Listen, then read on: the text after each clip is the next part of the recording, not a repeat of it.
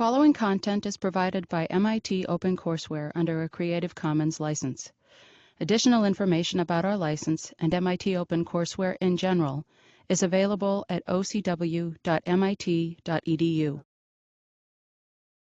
Today what I want to do are four things, not necessarily in this order, and in no way indicating an order of preference.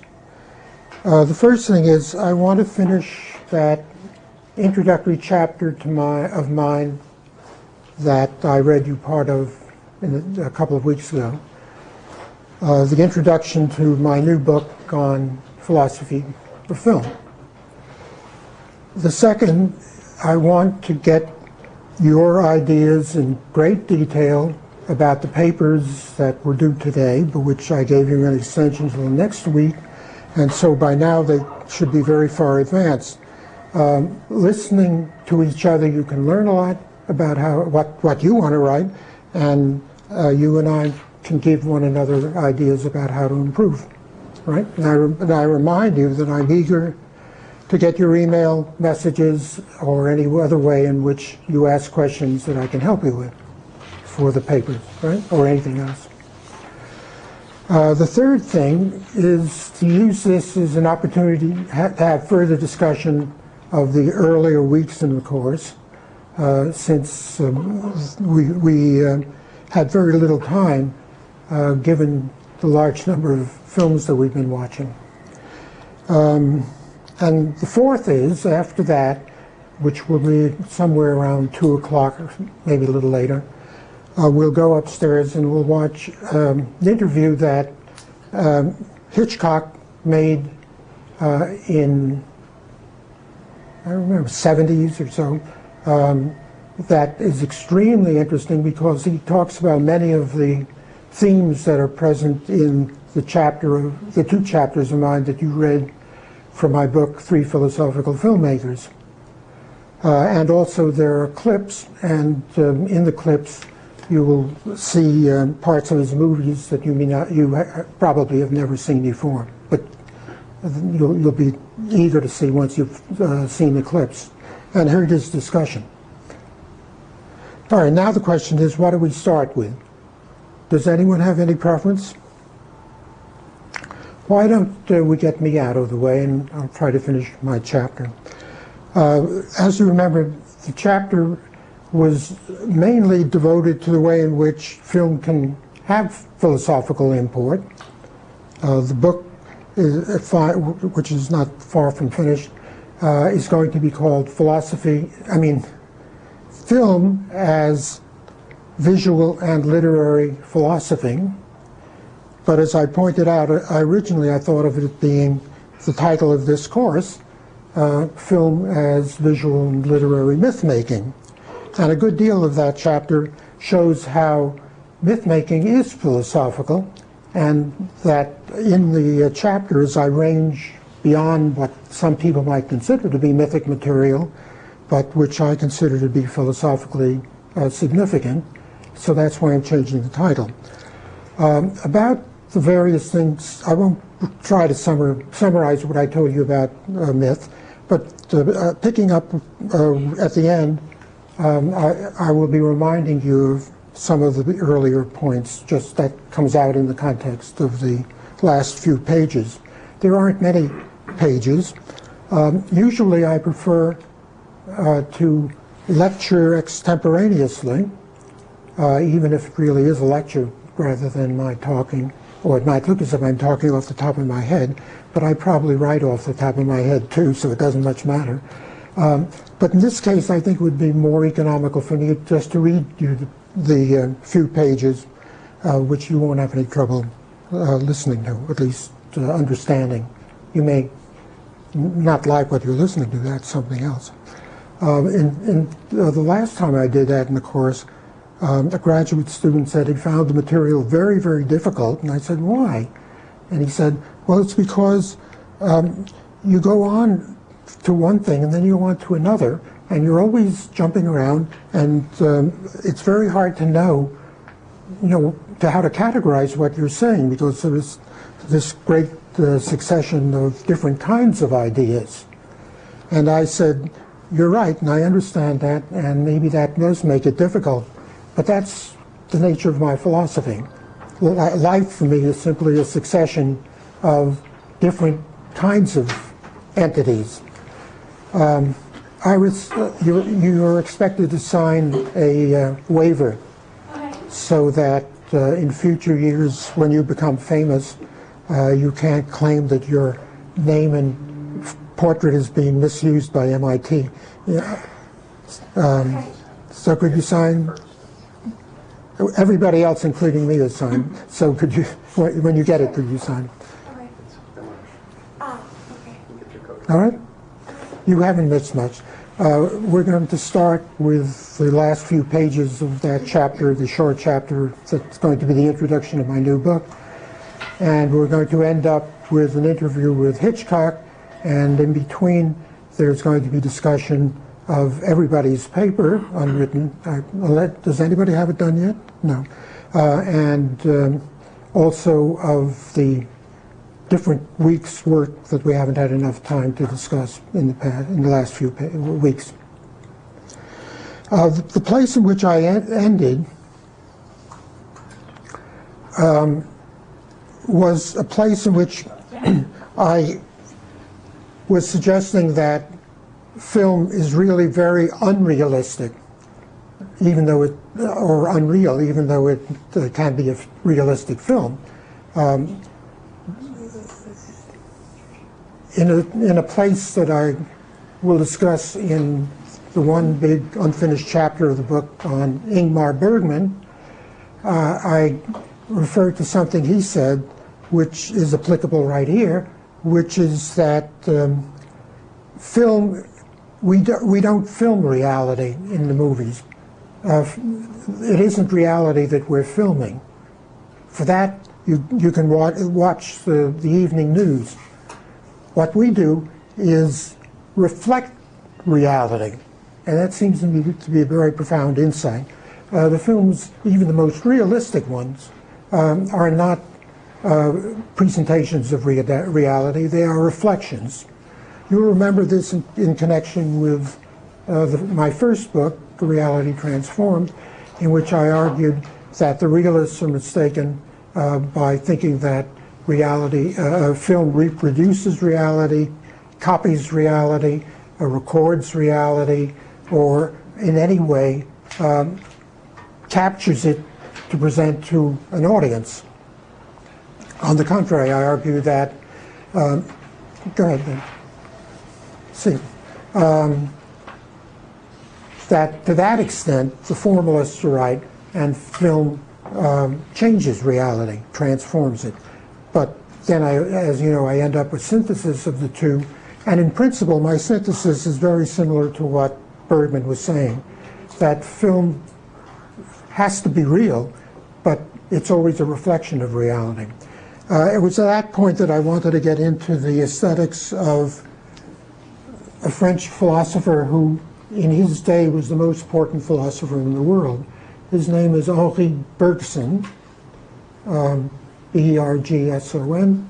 In 1910, people traveled from all around the world to hear him, the way in 1810 or so, they traveled all the way around the world in order to listen to the lectures of Hegel.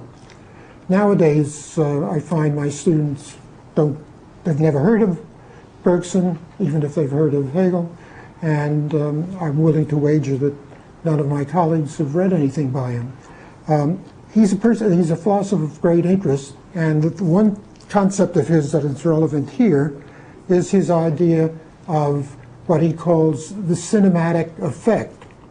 He presents it not as a theory about the nature of film, but a theory about one way in which we experience time and motion. His idea is based on a distinction he makes between space-time and what he calls duration. Space-time is time that can be quantified, time that we measure by means of some spatial dimension, as in the case of a clock. We tell the time by clocks by seeing the spaces that have elapsed on the face of the clock. It doesn't matter if it's a clock or whether it's what do you call those things? The sand comes down. Hourglass. An hourglass. In both cases, there is a spatial dimension which is relevant to our idea of what the time is. And in all of science, which is quantitative fundamentally, space comes into it because the time of the second kind, duration, cannot be quantified. It differs from space-time because it has to be intuited, and it's the way time flows, and flows through us as human beings. It is what some people call lived time, and Bergson has a very elaborate theory about intuition to explain what the mode of life is by which we're able to apprehend duration through the right kind of intuition. So there's a distinction between space-time and lived time, intuited, or called la durée, duration. His reference to the cinematic effect is that he thinks that space-time is like the watching of a movie, because what are we really watching? You're watching celluloid with frames printed on it, and the frames are in a spatial relationship to each other. Each of them is static. None of them moves. None of them have any temporal dimension. But because of the way in which they're organized, they somehow create a simulation of movement and of time, which is watching a movie. So that it isn't as if he's, as I said, giving a theory about the nature of film, but rather he's using this fact about the production of film as a way of explaining space-time as opposed to intuitive time. I find this fascinating. I've written a good deal about Bergson in a very critical way. His followers would probably consider it hostile, but for me, when I attack a philosopher, it's always a way of making sense out of my own ideas. There's no attack involved. It's simply a deliberation to clarify my own ideas by attacking somebody else. I mean, it is a kind of attack. Well, I'm reminded of an anecdote about William James. In 1905, he was present at a World Congress for world peace that met in Japan. They obviously didn't succeed very well, but it was an international congress. And when he got up to speak, he said, I am only a philosopher, meaning he has nothing to contribute. I'm only a philosopher, which is to say a person who has been trained to do nothing but attack all the other philosophers. And I think there is a bit of truth. That's the nature of our training. But when you don't get beyond the training, then it's hideous. But if you use it in a way of creating your own ideas by contrasting and rejecting those of other philosophers, particularly great philosophers, when one is not a great philosopher oneself, I think that's justified. That's what I've done with Bergson in various places, and that's what attracted me to the idea of the cinematic effect, because taken literally, the cinematic effect is not what he says. That's my argument in these pages. I see I'm getting by without reading it. Maybe that's just as well. Let me see where I am.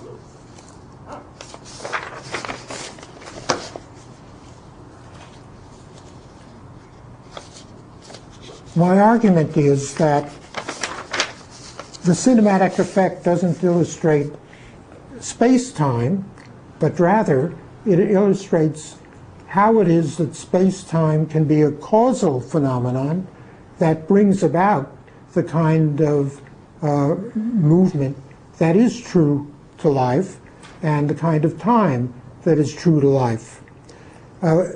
once you accept that idea, which I developed more than is necessary at the moment, you're able, I feel able to reject the whole concept of the quote cinematic effect as Bergson presents it.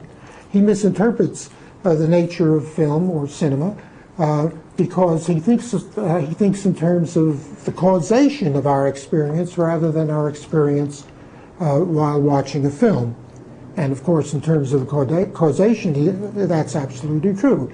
Our experience is caused by a spatial temporal phenomenon, which is the passage of the frames through the right machine in order to project upon a screen something that we can then see, and see as the world we live in through time and motion. But the effect, you see, is not what Bergson calls, the effect is the accurate and acceptable view of these real phenomena, time and motion, provided we realize, but now we're on a different dimension, that reality is only being reflected, that it isn't reality itself. But that isn't relevant to Bergson's point.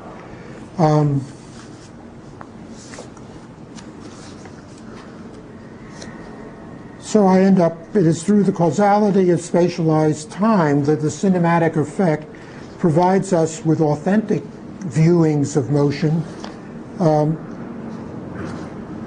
that are as real and immediate as any other experience we may possibly have.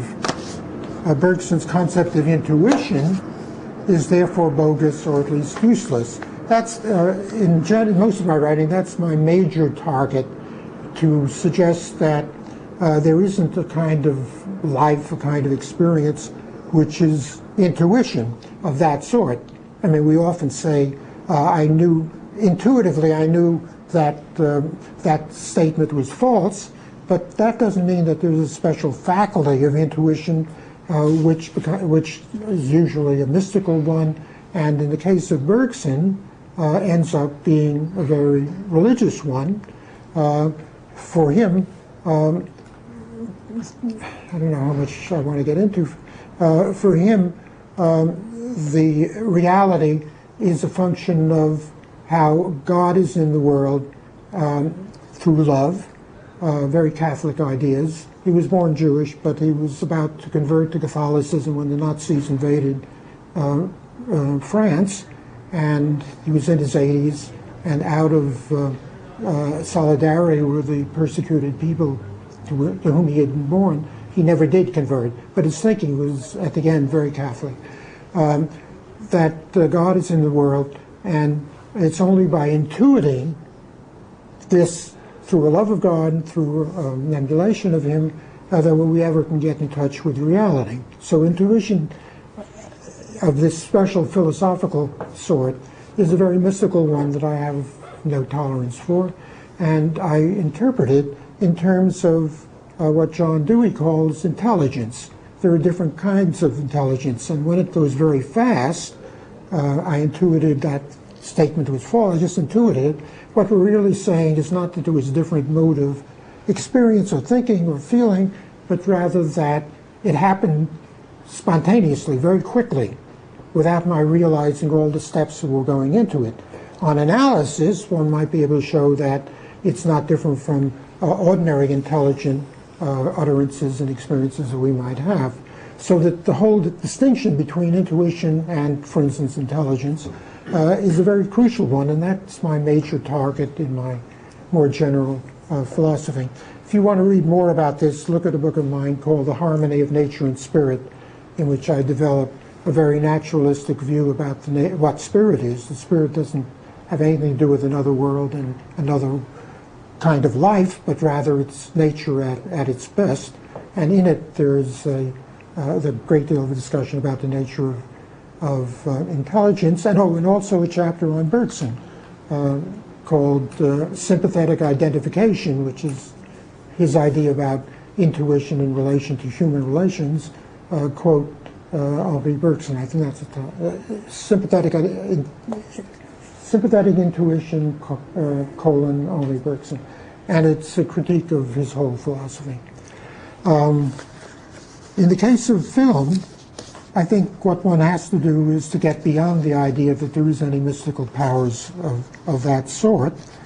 And then they say, having said this much, we can now go on to detect with greater clarity how it is that the art of film supremely lends itself to the conveyance of mythic themes.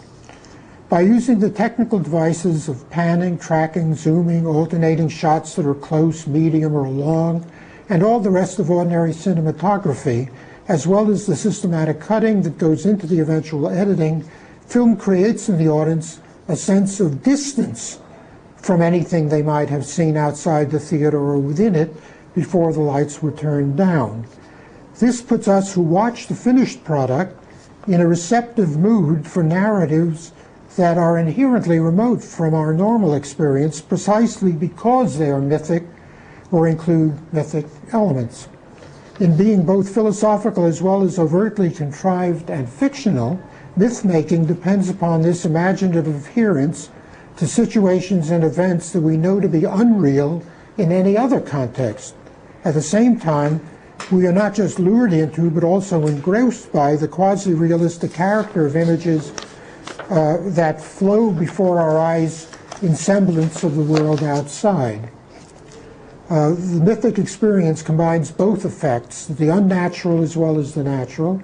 In film, their visual, auditory, and even kinesthetic components are united as in no other art form.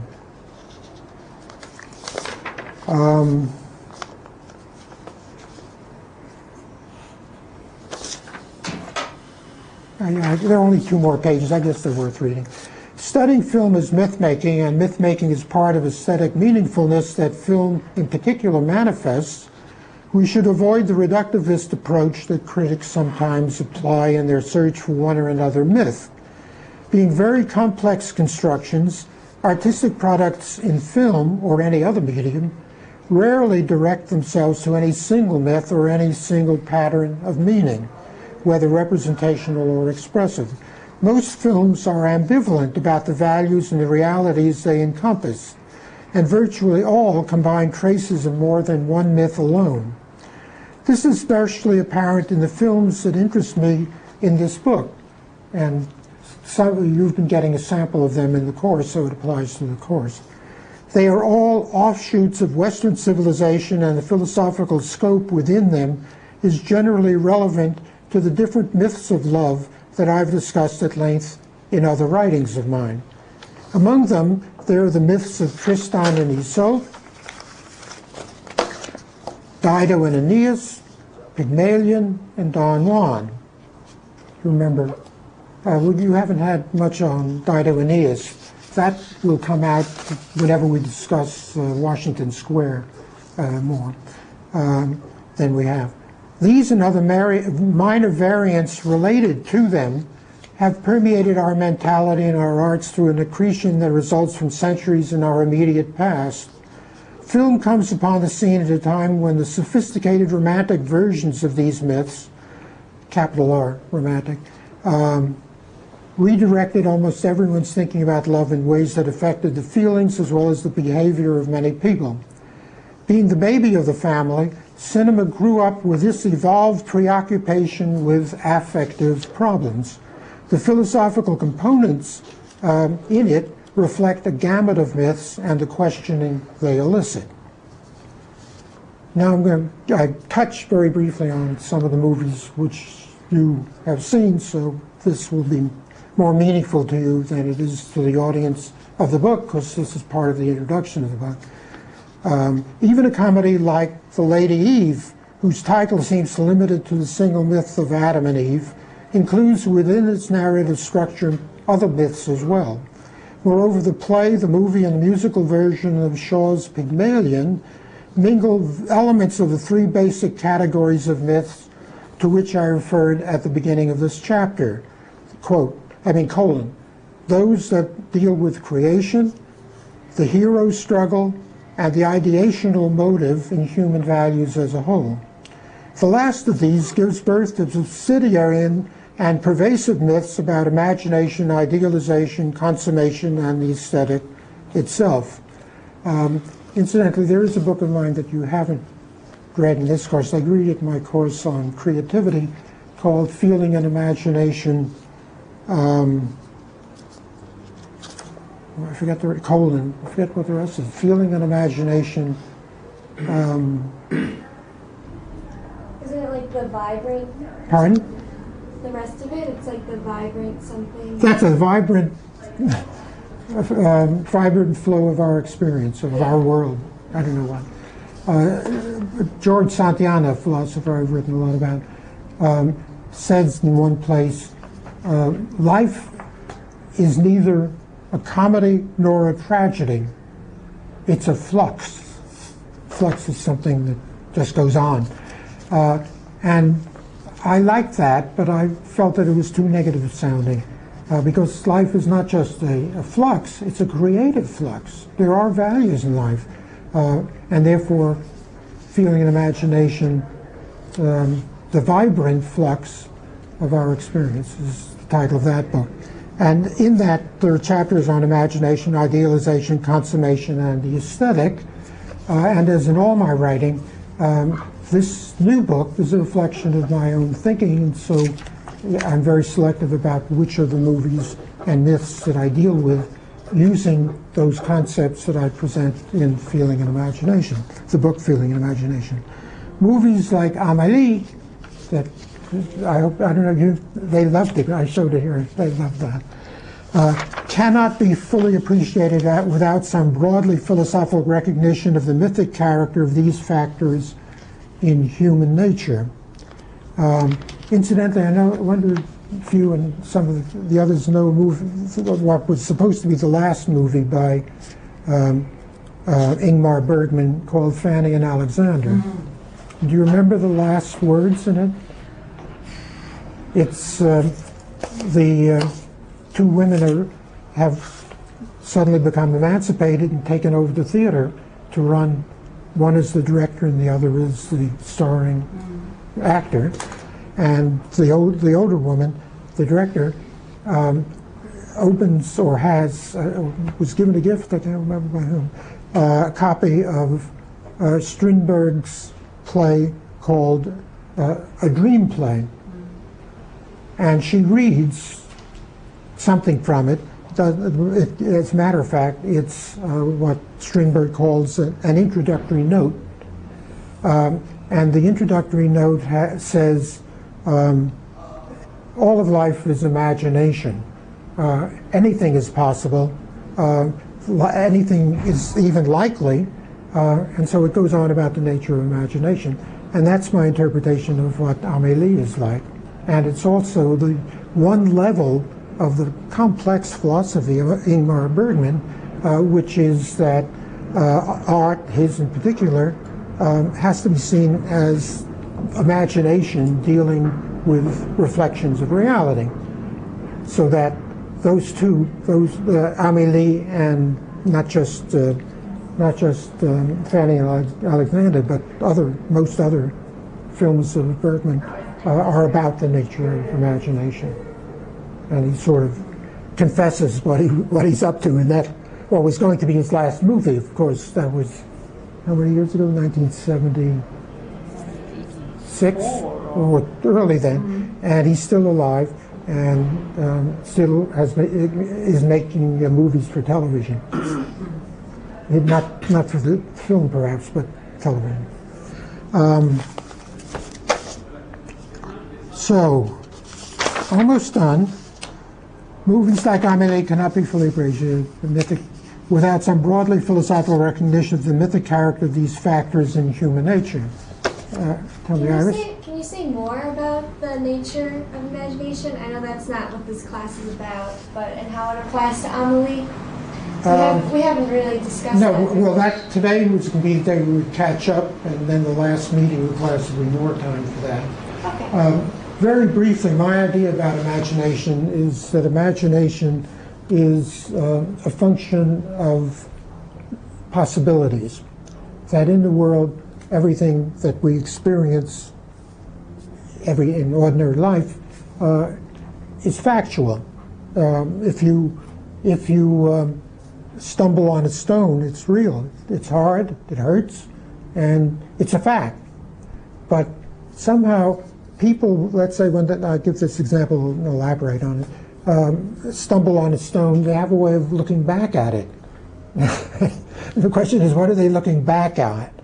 They're sort of imagining, well, this is a place for me to avoid, or that it's as if it's done intentionally, that there's some motive on the part of that stone to hurt me. All of this is dealing with possibilities that aren't real, inherently not real. They can become real, but they aren't insofar as they are acts of the imagination. Within the acts of the imagination, there are different kinds of possibilities. So I go through an analysis of several kinds of possibilities. I don't want to go too much because this will never end. Logical possibility, empirical possibility, technical, or could call it technological possibility, and moral possibilities. There's a movie that with Danny Kaye that was a great comic hit years ago, but I find students have never heard of it. It's called Me and the Colonel. Very briefly, it's about a Jewish tailor in Poland when the Nazis have invaded.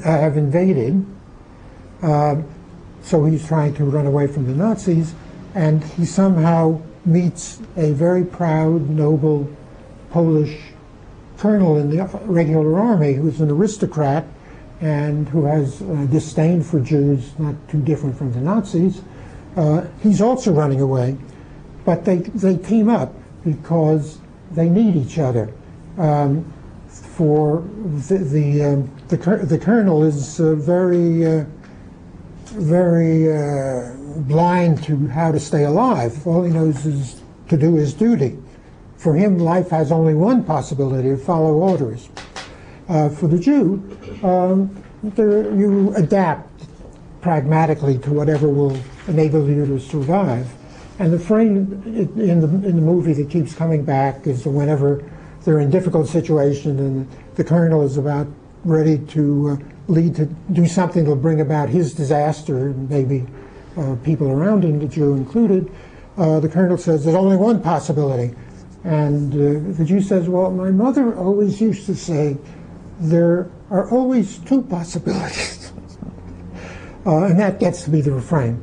Now, this is interesting to me because what's being dealt with here is what we might call moral responsibility, what you feel so deeply that you've got to do it, so that given the necessity to kill an innocent child so you can eat its flesh, you might prefer to die. It would be morally impossible to do anything like that.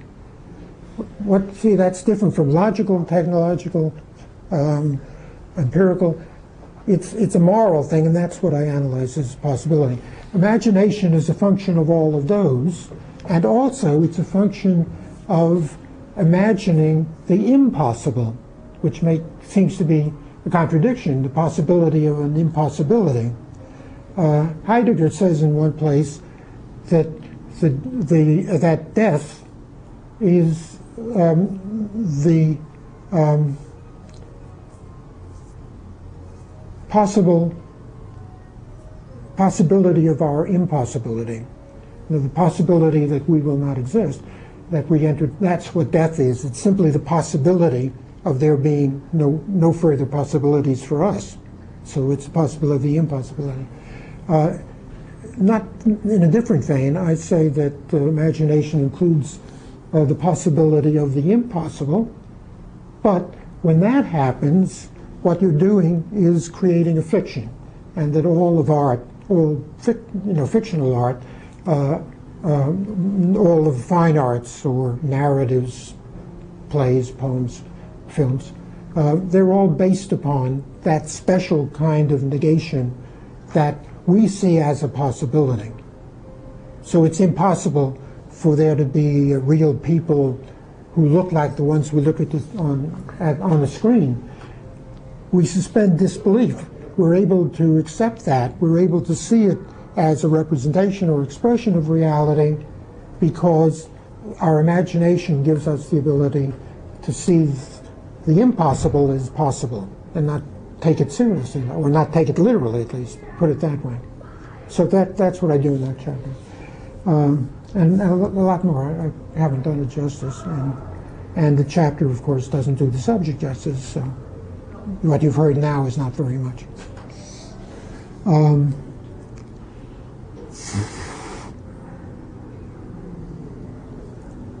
Beyond them, I forget what them refers to now, there are also myths about the meaning of death or factors in human nature. And beyond them, there are also myths about the meaning of death and of life itself, which dominate the films by Cocteau and Bergman that I will be discussing.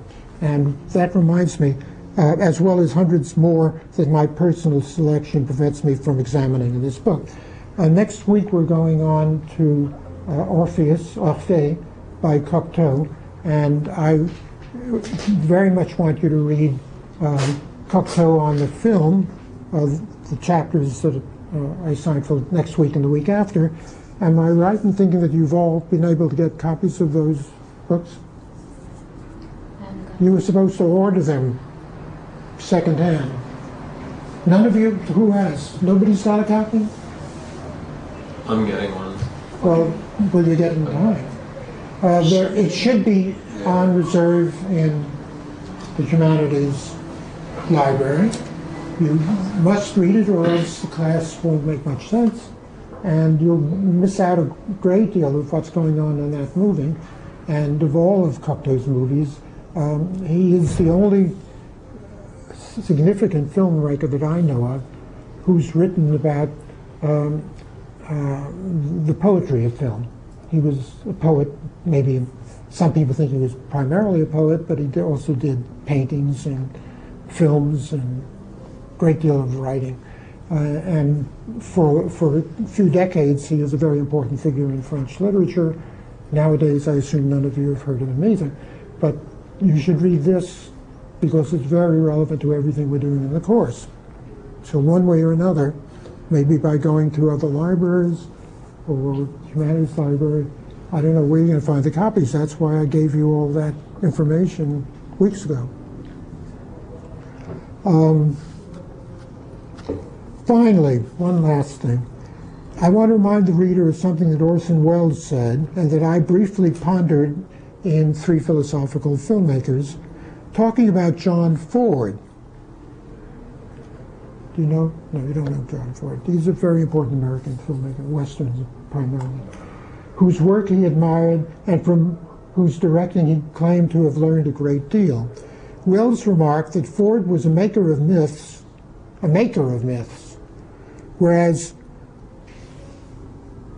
he himself was someone who wished to examine in his films how myth-making affects human conduct.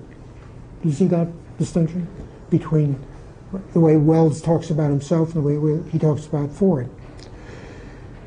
Since Ford had little of Welles's interest in ideas, he might well have recoiled at the notion that he was a myth maker at all. He would doubtless have insisted that he is a craftsman, not even an artist, and in fact primarily a storyteller who has no philosophical intentions of any sort. I'm willing to accept the Wellesian insight at its face value, as against my surmise about Ford. I personally am willing to accept the Wellesian insight at its face value. I infer from it that in the films we will be considering, there are different ways of approaching the exploratory contents in them. The movies that emanate from Henry James's novel Washington Square will prove instructive in this regard. In their subtle manner, they derive from various mythical themes that reached a watershed in the last quarter of the 19th century. Through its unique approach, film restores and revives the relevance of these themes for audiences in the 20th and the 21st centuries. And that's enough of me.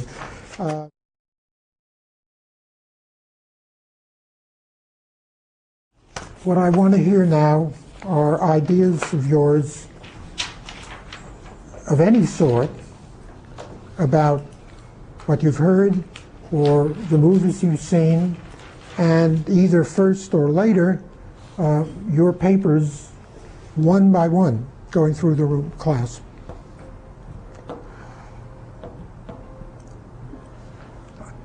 I gave you all an extension with the assurance that the papers would be better as a result, but I hope you have been making progress. Please let me know how we can be of help, how I can help.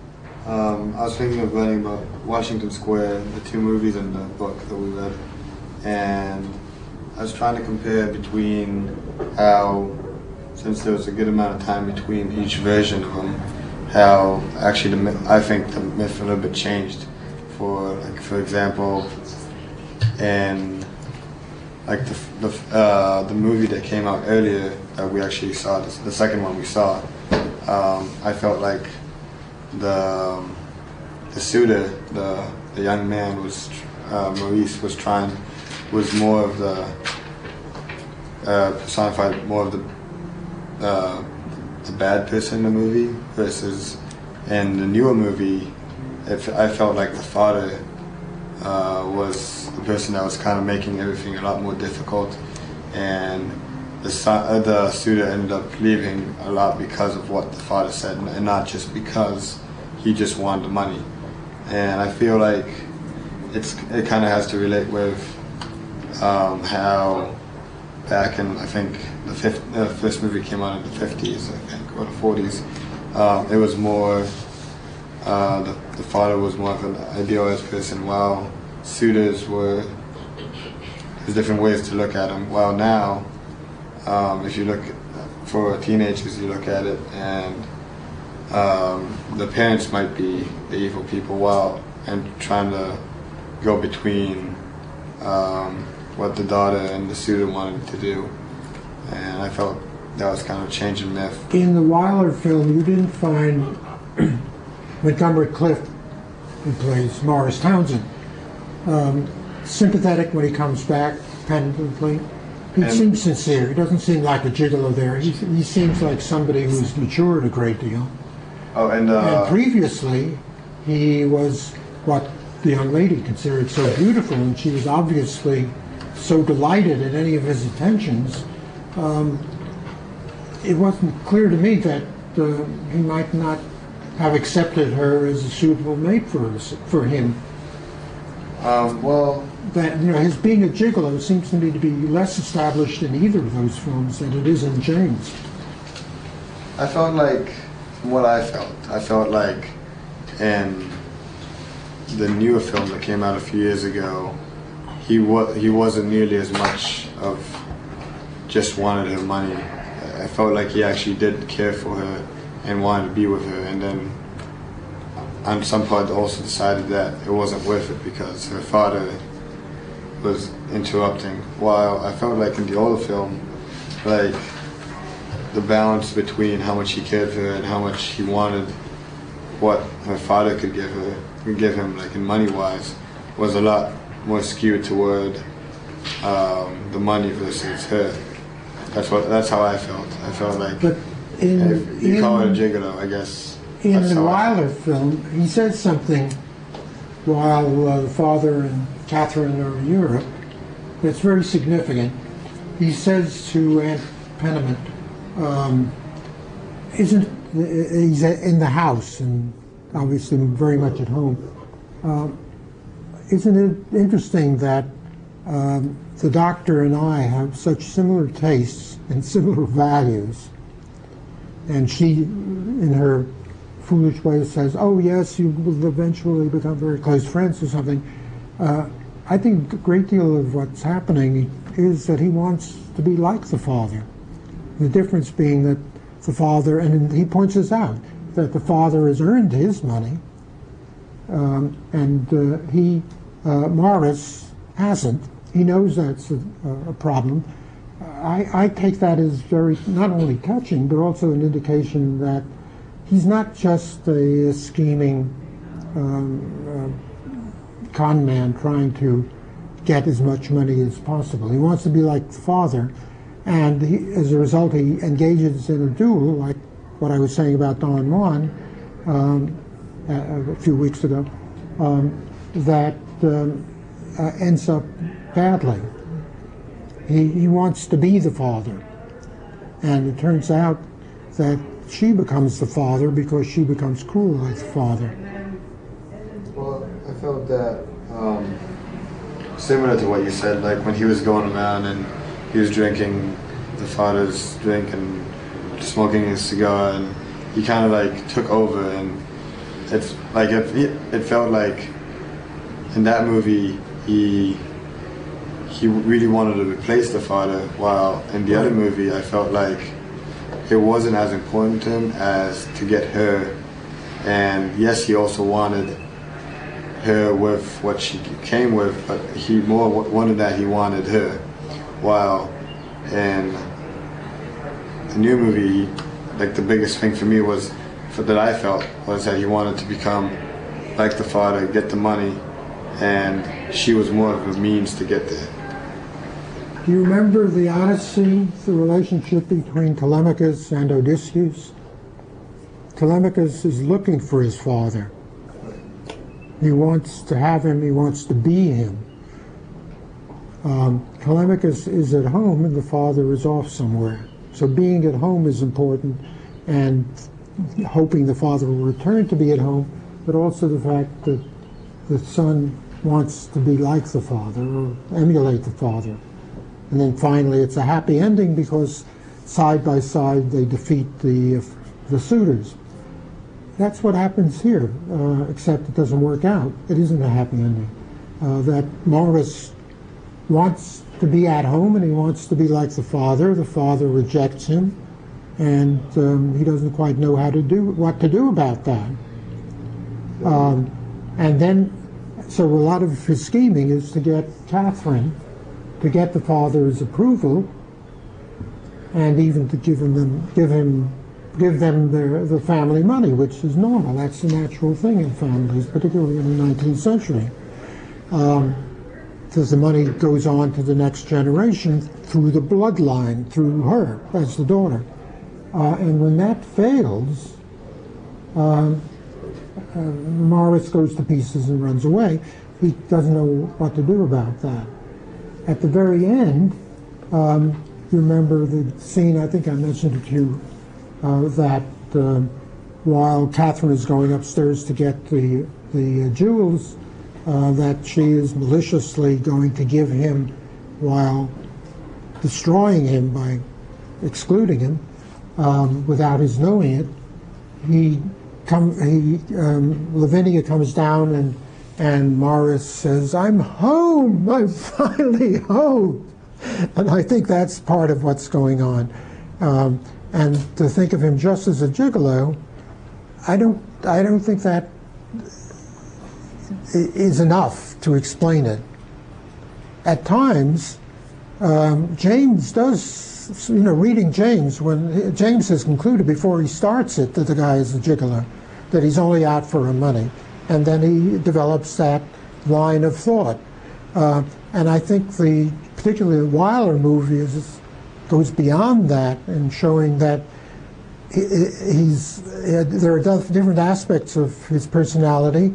In fact, that he is somebody who suffers from this experience, because he, at the end, is terrible suffering, the male being excluded from entry into the female, when he's so passionately interested in consummating that, and she refusing to let him come home. She refusing to let him into the house, which is symbolic of herself and everything she has. In Freud's symbolism, the house is the womb, and the mother figure is refusing to let the baby back in. That's terribly destructive to a male. So he's a victim in the Wyler. There's nothing like that in James, and there's nothing like that in the recent movies, the Agnieszka Holland movie. But I think that's a shortcoming of both of them. Or let's say it's a powerful development in Wyler's version. Do you feel then that he's sincere, and that, because I felt that when he came back, he didn't really deserve to get hurt. Well, you know, that's how I was looking at it. I didn't feel what like it, he was deserve? sincere. How is deserve relevant to love? Well, because he obviously hurt her a lot, and No, but I don't feel love like he could have conquer that. expected her to wait for him, and he comes back after her father's dead and while she's rich. Before he just left, he was like, okay, I can't get anything, so he ran away and came back years later. I feel like maybe you're saying, okay, love doesn't have to do with deserve, but I feel like he shouldn't have gotten a second chance. And Well, you remember the concept of bestowal that I was trying to condense out of 2,500 pages on the nature of love. Bestowal is, regardless of desert, the Christian idea of agape, God descends to save sinful humanity, is the original idea of bestowal, which I stood on its head to use for my own purposes. Desert is not the criterion there. In Hamlet, Shakespeare's Hamlet, there's a scene in which the players visit the court, and Hamlet knows some of them and loves them and as fellow artists, and he says to Polonius, treat these people well, take good care of them. And Polonius, being the sort of shrewd courtier that he is, says, yes, sir, I will treat them according to their deserts. And Hamlet loses his temper and says, according to their deserts, treat a man,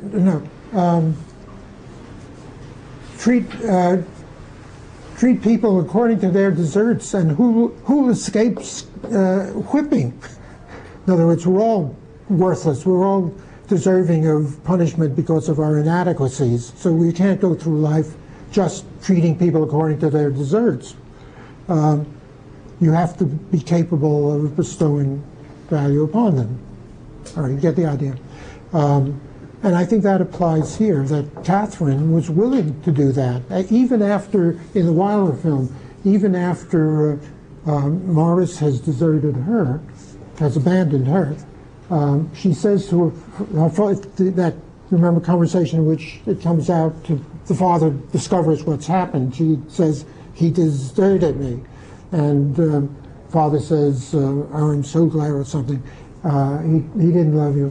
And something about the money always comes back in, as it does with the father. And she said, he said he wanted your money, or he wouldn't, something like that. He would have squandered your money. And she says, well, oh, that's right. He said, you could have any number of men with the fortune I'm going to be giving you. And she said, well, if I could buy somebody, I would want to buy Morris, knowing that he would squander it. In other words, it's not simply a question of his being worthy, but rather of her feeling love for him. Partly perhaps because she's now beginning to realize how unworthy he is, which elicits greater love. Love isn't simply a search for perfection, it's also a search for the ability to bestow value upon some other person. And that's what she learns. And all of that I find in the Wilder version. Some of it is in James, but not enough, and not too much in the Holland version, which has other virtues. Anyhow, I'm sorry. I'm writing my paper instead of yours. For the papers, you all know you were expected to do some outside research. What have you done? Well, still, that's the big thing that I think will be from this week to next week. I need to. That's the thing I need to work on for this week. I need to find something. Well, there's no end of literature you could find. Go to Google. Google knows what everybody needs in his paper. Yeah. Right? So. There's also the book, what is it? The Taste of Money or Smell of Money or what? I forget. It's a book on Washington. It's a book on the James novel, on Washington Square, the novel. The Style of Money, I think that's what it is. It's about 19th century attitudes towards money, towards economic relationships in the family and in the creating of a family. And that's another way of approaching Morris. Morris may be a gigolo. I mean, like all, and that's wonderful scene in the Holland movie, in which he shouts at her when he's trying to get rid of Catherine. It was a fair exchange. You had the money, and I have, referring to his beauty and his elegance and his cultivation. It's a fair exchange. Well, that idea of love or human relations being a matter of a fair exchange comes straight out of the 19th century attitude towards marital situations, and he's a victim of that. One can see Morris as a victim of that. He's been snared by the social order that he desperately wanted to get into, only to find that it was like digging a hole in the sand. The more you go in, the more the walls fall in on you. So he is a victim, in her movie, of a different sort from his being a victim in Wilder's movie. In James, I don't think he's a victim at all. Anyhow, do that outside research. And it can't be casual. You've got to rethink everything in terms of problems that whatever it is that interests you brings out. Serena has, I'm happy to say, been sending me a couple of emails about her ideas based on a short story of Borges. I can't explain to me again, since we dealt mainly with the mechanics of you finding it in English, but how was it you were going to handle it? I'm doing my paper on the Lady Eve, and when I watched the scene when Eve comes into the room, Eve Sitwich, Charles says that she looks so much like Jean, she cannot be the same, because an imposter would try to look different. And I remembered a Borges story, and I can't remember what story, and I can't remember it anymore, but I know it's about an imposter that takes over a dead man's identity. He kills a man, takes over his identity, and returns to the dead man's mother. And she hadn't seen him in 20 years, and when he comes into the room, he fools everybody, because he does not look at all like her real son, but her memory is fooled. With her mother's heart, she could tell it's not her son. She couldn't tell, because that Borges says that the memory works so that we can see differences between two things if they look alike, and we tend to see the similarities if things do not look alike at all. It's very interesting. Do you know the novels and the movies based on them by Patricia Highsmith, the Ripley novels? There have been recently a succession of movies based on Ripley. The first most famous one is called High Noon. That was in the 70s and was a popular success. The recent ones, what is it? Remarkable Mr. Ripley. Talented Mr. Ripley. And what are the Talented Mr. Ripley. The what? The Talented Mr. Ripley. Talented, but was that different from the Remarkable, or I forgot? I got the name wrong. I think it's called The Talented. Well, but then there's a more recent one. I went to the premiere a couple of years ago, in which the director, who was an Italian woman whose name I can't remember, she was the director. She was present. She talked about it. And it was different from that, but there have been a number of them. John Malkovich played Ripley. He again is someone who kills his friend and then steals his identity. That's the theme. And people think it's him. I don't know. In the movies, they don't look that much alike. But he passes muster. Maybe he changes the photos on his passport, something like that. The idea of stealing somebody else's identity is a mythic theme of tremendous importance. It happens a great deal. I mean, it's used a great deal in Western literature and Western films. So that's an interesting thing for you to be working at. You need Borges. Can you get beyond that? Incidentally, in the case of Lady Eve, which is the movie that you're working out of, she doesn't. Jean doesn't steal the identity of Eve. She claims to be. She's the same woman who claims to be a different woman. Well, it's a kind of reverse. the theme I'm working on for the movie is what Sturgis does, is the appearances of things and demasking appearances. And Sturgis also adds scenes where he makes fun of Hollywood and how it fools the audience. And I also wanted to write about how Charles says in the end of the movie that he'd rather not remember or rather not know the truth if the woman...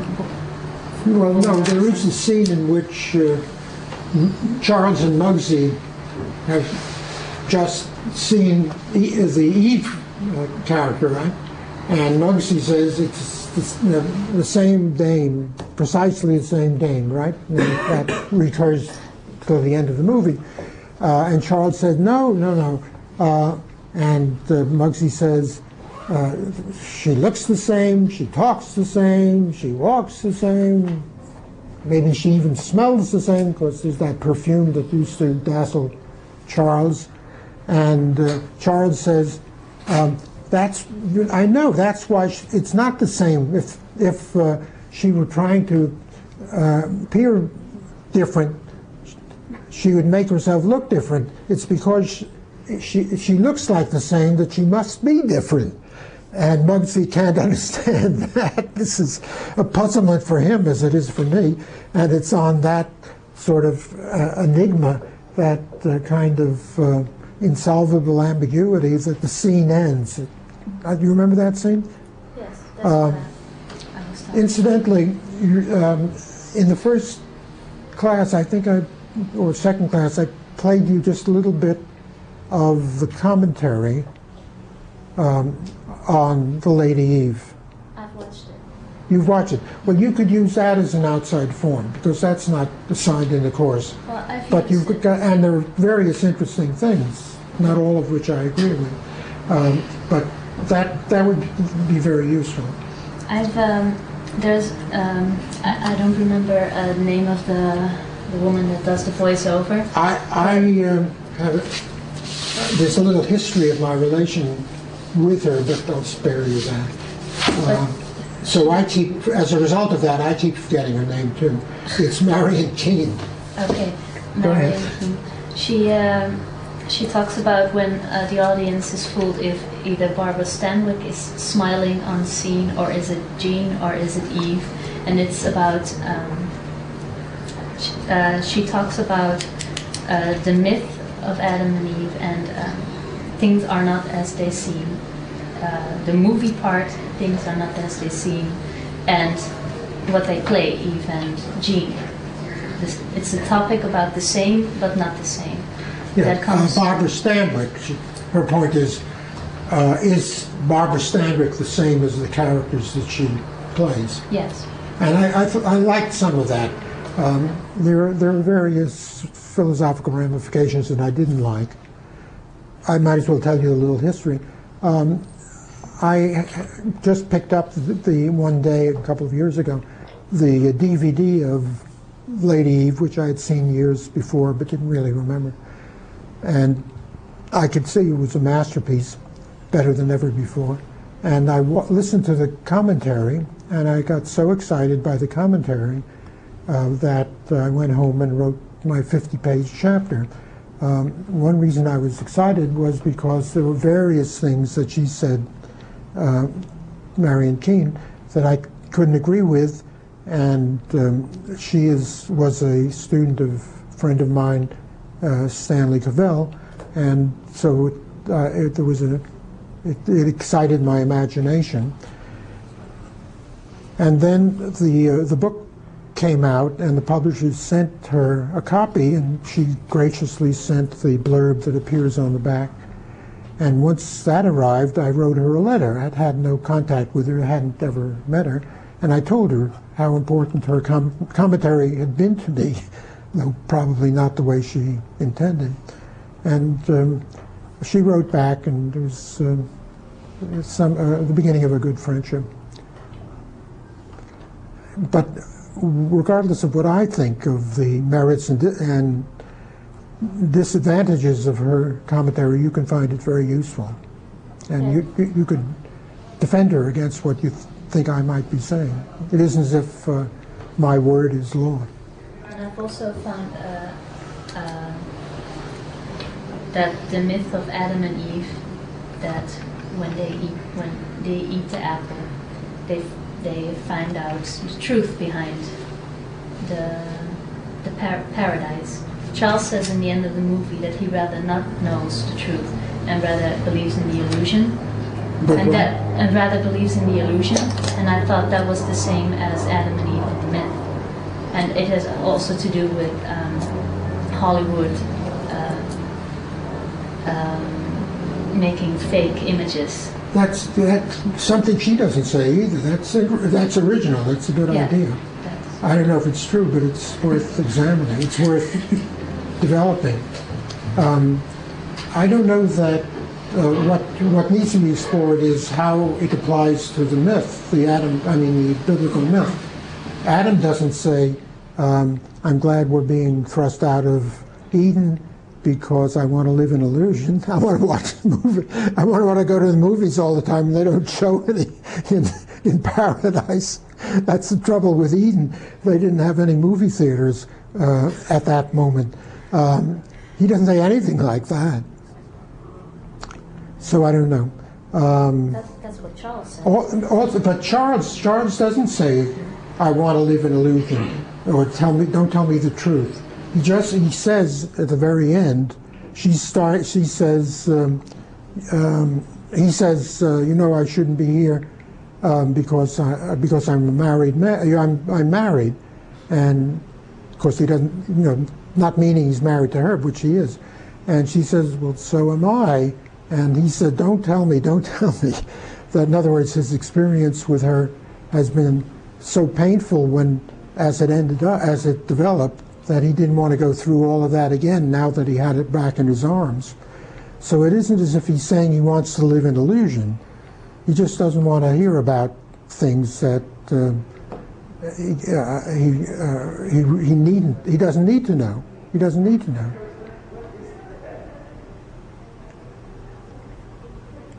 I mean, this is relevant to the scene in the train.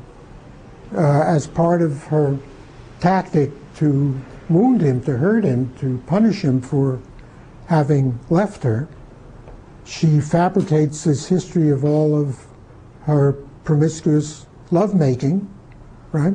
And goes into precise detail, though it's all false, obviously, she's making it all up, and he can't take that. But as if she had told him the truth, which is, yes, I've had lovers, or yes, there have been other men in my life, without going into the details, he wouldn't be living an illusion. He would know the truth, and that wouldn't have destroyed the possibility of their remaining married. So that, in a sense, what he's saying is ambiguous, unclear. How much of the truth does he want to know? He doesn't say anything like, I'd rather live in illusion. Anyway, go ahead, keep going. And I don't know if Borges is that important, because you do have an outside source. But it's important for you, so track it down. Ask the library in the Humanities building. Well, I remembered it because I thought it was so evil. And that you could think about how can you take over somebody's identity. And it was very bold. And well, there's that short story, which I've never read, hadn't even heard of, but it reminds me of a myth that's very important. And it's summarized in a story that was written by an famous English author, though not famous nowadays, and I can't remember his name. The name will come back. It's called the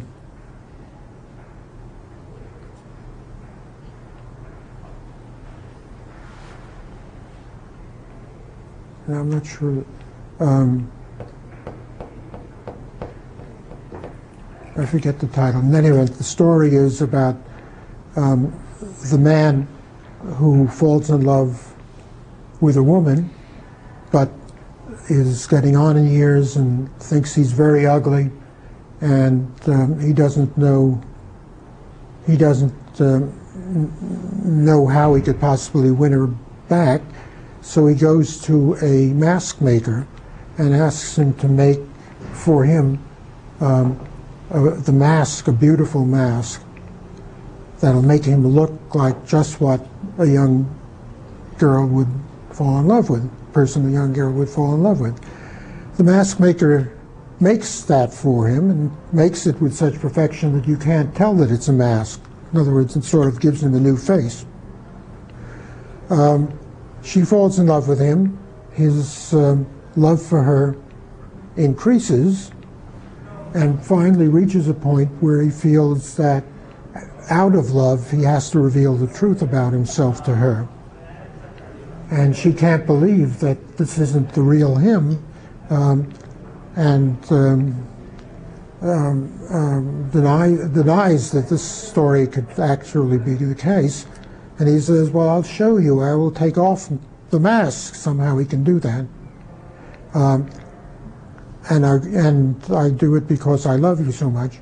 And when he rips it off, she says, but I don't see any difference. In other words, the love has caused her to see him what he has now become rather than what he was before, even though it's not the truth about the way he really, what we might say is his real looks.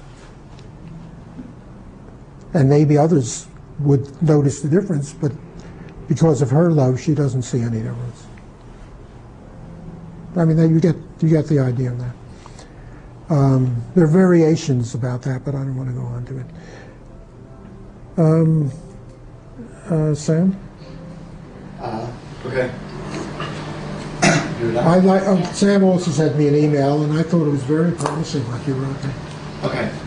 Well, so I was going to, I took the play Pygmalion by Shaw, and then the movie we watched, and then also I watched the film My Fair Lady, and I thought that something that really jumped out at me is that if you think about the standard myths that come up in a lot of movies, like, you know, the typical romantic movie myth, or the myth of the hero who overcomes, or in this case the heroine who overcomes her obstacles to, you know, go from rags to riches and become a princess, and also, you know, the very standard, almost mythical character arc for the professor who starts off, you know, at first Higgins is so cold and, you know, unkind, but then by the end of the film, and certainly by the end of My Fair Lady, he's come around a lot.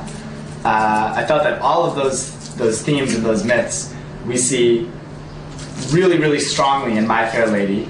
We see them in the film Pygmalion, but even though they're barely present, I think, in the original play by Shaw.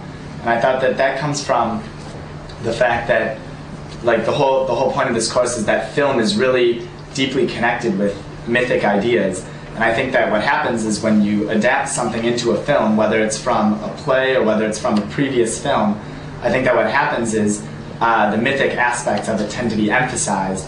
and sometimes so much that they become overblown or saccharine. Like, you know, the romance in My Fair Lady it's so over the top that now you have a lot of modern movies and TV shows make fun of and parody the romance in My Fair Lady.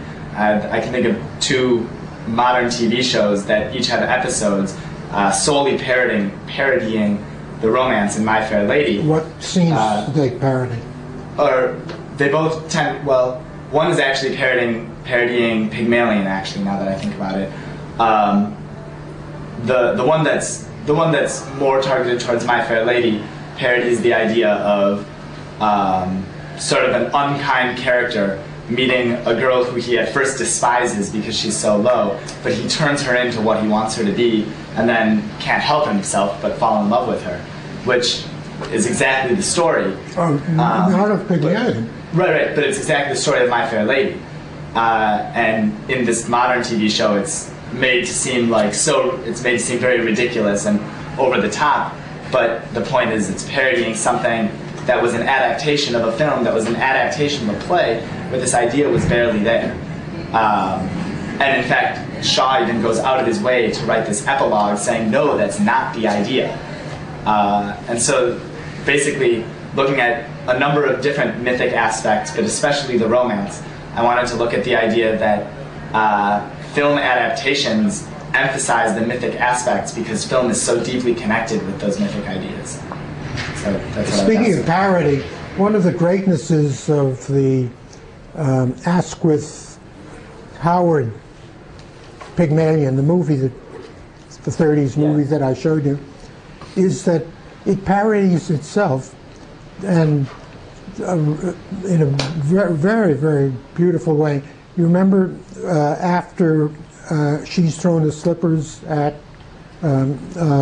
Higgins, and he has that conversation, then she gives him back her jewels and insults him by saying she would like him to take them away because in her situation, a girl has to be careful that she's in charge of stealing, and he's furious at that, right? And he marches upstairs very indignant with a straight back and says, you've done something that it never happened before. You made me become angry, and I'm angry at myself, and I'm angry at everyone and so on. And he goes up, and he misses a step. And this is a bit of what's called shtick, the comic, art of the sort that Charlie Chaplin would have done. But what it's doing is parodying the whole theme of the movie, which is that he is a hero. He is devoted to his science as a phonetician, as a professor of linguistics, as somebody who's above mere sexual passion, and is very careful never to seduce any of his pupils or his clients. And here he is, this very noble creature, acting like a clown, or unwillingly, but we laugh at him the way we would have at a clown. That self-parody is only in the movie, as far as I know, but it's very true to the spirit of Shaw's play. And then in My Fair Lady, it sort of disappears. Yeah. All right, you made me think of another thing, which to me seems almost like a self-parody, which is at the very end of the film, the Howard film, when she comes in and gives him the slip, the closing line is like, "Here's your slippers," or whatever it is, or when he says, "Bring me my slippers, Eliza," or something like that, and there's nothing romantic about that line, and it's a very cold and unkind way for him to treat her, but because it's a film, and because we expect characters to fall in love, somehow this unkind closing line... You're referring to his last remark? Yeah. When he says, like, "Bring me my slippers, Eliza." He says, "Where are my slippers?" Or "Where are my slippers?" Yeah.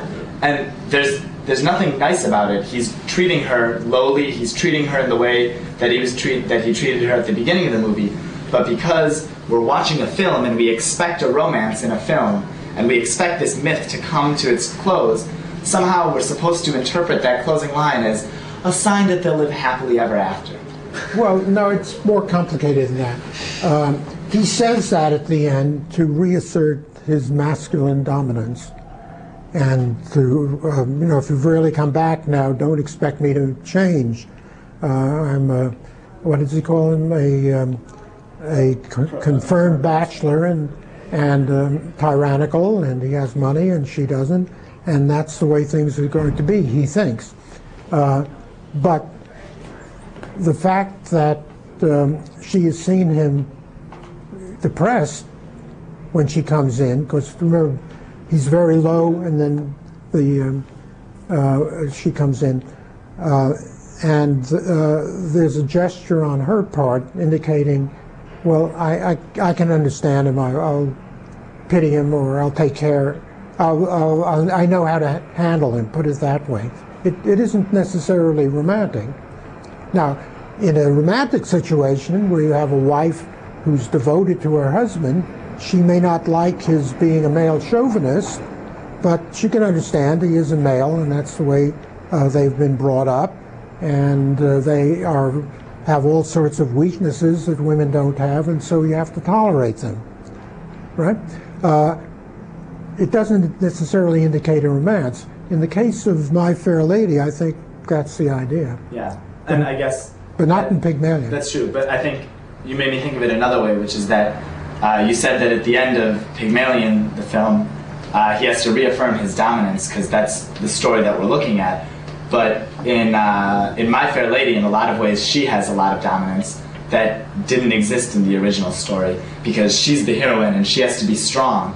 And that's because this myth just, it naturally comes out when you try to take this and make it, you know, a musical, when you try to make a musical film adaptation, this myth just, it has to be stronger in order for it to hold together. Well, I know about the film part, but as a musical, because My Fair Lady was a world success just as a musical before it was put into a movie. So that I think it's the conception of a musical of that sort in that period, in the 60s? I can't remember the date. It was after Shaw had died, but it was what was expected of a Broadway musical that people would go to and spend a lot of money on, and it succeeded. Musicals nowadays are often very different.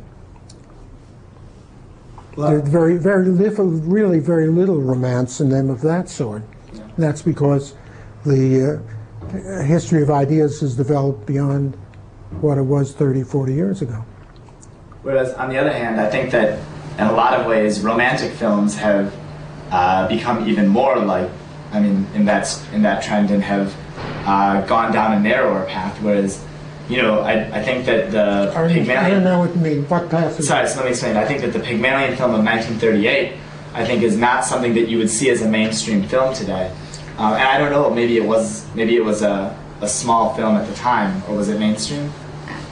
Well, it was a big success. Yeah, I think that now... I mean, a financial success. Yeah, I think that now, maybe it doesn't have to be this way, but I think films are made this way that they rely so heavily on myths in order, rely on romantic myths in order to I can imagine a remake with somebody like Rupert Everett playing, you know him, playing the part of Higgins in a very different manner, sort of semi-gay, but also bisexual, and with all of the wonderful British use of the English language that Leslie Howard commanded, and it would be very modern and would be a success. There is a movie of The Ideal Husband by Oscar Wilde, which I never thought would ever be made into a movie. It was made with Rupert Everett, and it works very well as a contemporary movie. And I don't know how much money they made or lost, but I think it was a success. So I guess I was wondering, though, do you have any recommendations on, I mean, I could look at outside sources on Pygmalion and on My Fair Lady, but I was wondering, are there some outside sources on the idea of film? I mean, I know this is what you write about, but the idea that film adaptations emphasize myths, because I'm not sure how to construct that idea. Well, remember, I read you a small portion of my chapter on Pygmalion, and in it I quoted from a book called The Serpent's Eye, which is a term that I think Shaw himself invented, referring to the camera's eye. Right. Shaw was a great devotee of photography and very much interested in movies, but there's that problem, which I touched on, that he wouldn't allow any of his own plays to be put in movies unless they were exactly the way they appear on stage. And so that was done for 2 of his movies, and they were complete disasters, all right? And so Casey, is that the name of the author? I can't remember now. Well, if you look up The Serpent's Eye, you'll find. His argument is that the more that the movies based on Shaw's plays deviated from Shaw's philosophy, the better they were, and the more they adhered to what he wanted, which was to be exact duplicates of the stage productions, the worse they were. And he gives examples of those 2 that were terrible. That sounds like a really helpful source. Pardon? That would be a fine source for you. Okay. And you could do something original. Don't, in general, never start out with the idea of agreeing with me, but rather find your own voice and attack me whenever possible. I'm here for that purpose, to make myself available. You know, I don't know if I've told you, but I often tell my classes, I'm like Saint Sebastian standing at the post and the soldiers using him as a target, shooting arrows at him. Well, that's what it is to be my kind of teacher. I'm here to give you a good arrow to sharpen your expertise. All right? Thanks. Yes. I'll be Don. doing mine on the 39 Steps. And I see that movie. You've read the second chapter that was assigned for today? I thought that shot my bolt about 39 Steps, but thinking about this class, I got some more new ideas. I guess That's what it is to be a masterpiece. Go ahead. Something more to do with your later idea that it's sort of a hero myth. Yeah, I saw the 39 Steps as sort of as episodic in nature, and I wanted to examine the ways that Hitchcock alternates between subjective camera work to sort of get the audience involved in the predicament, involved in the welfare of Also, Hanning. Hitchcock saying that the greatest theme or basis of film is the search. And there you have it. Hannay is searching for those buys, whatever. Incidentally, in the reading, did I tell you to read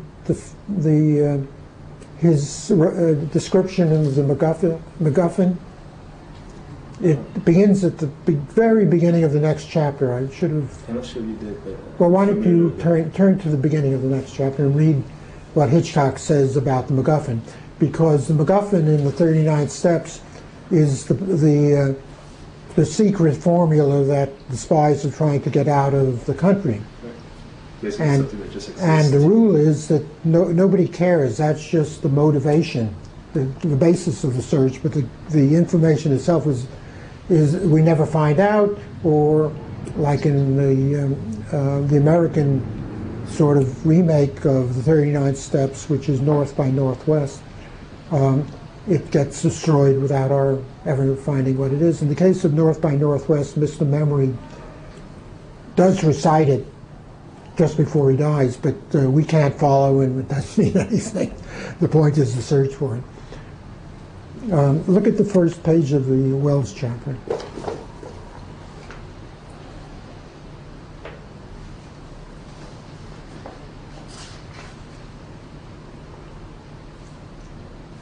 Why don't you read? At various times, Hitchcock refers to this idea of the MacGuffin is a You mysterious can hear? object of pursuit. Talk to the camera. Sure. It is a mysterious object of pursuit that sustains audience attention throughout the trajectory of a movie. As such, it is the basis of whatever suspense Hitchcock creates within a particular film. But as he remarks, the MacGuffin is in itself a thing of no great significance. No, but then he gives the story of it. It is a secret document, perhaps, but one whose content do not interest or preoccupy the spectators and may never be disclosed to them. At the very end of 39 Steps, we do learn the formula that the spies were trying to take out the country. And in Torn Curtain, Paul Newman finally tricks the professor to write on the blackboard without uninformed inspection the meaning of pi. But the fact that Hitchcock's entire effort as a filmmaker consists in our arousing curiosity about something that hardly matters to us. It is just an aesthetic thread that leads us on, knitting together our concern about the perilous experience of protagonists to whom it does matter for one reason or another. They become entangled in it, and that propels the suspense from one scene to another. Well, I've forgotten this introductory stuff. He gives, I quote, here it is, at the end. I'll read it. Do you mind? May I? Sure, go ahead. I must start where you ended. Yeah. Hitchcock reveals the cunning of his device by recounting an anecdote that embodies the original MacGuffin idea. Quote, there are two men sitting in a train going to Scotland, and one man says to the other, excuse me, sir, but what is that strange parcel you have on the luggage rack above you? Oh, says the other, that's a MacGuffin. Well, says the first man, what's a MacGuffin? The other answers, it's an apparatus for trapping lions in the Scottish Highlands. But, says the first man, there are no lions in the Scottish Highlands. Well, says the other, then that's no MacGuffin. That is typical of Hitchcock's wit. Incidentally, you didn't want to see the version of the 39 Steps that has the subtitles that my son brought back, remember, from Japan. And the subtitles are written by the Japanese for Japanese. They're in English, but they're written for people in the audience whose English isn't good enough. So it's designed for them, right? The trouble is the person didn't know English very well. So, for instance, in one scene, somebody keeps saying 5 times, in fact, how old is my wife? And 3 times it comes out, how old is my wind?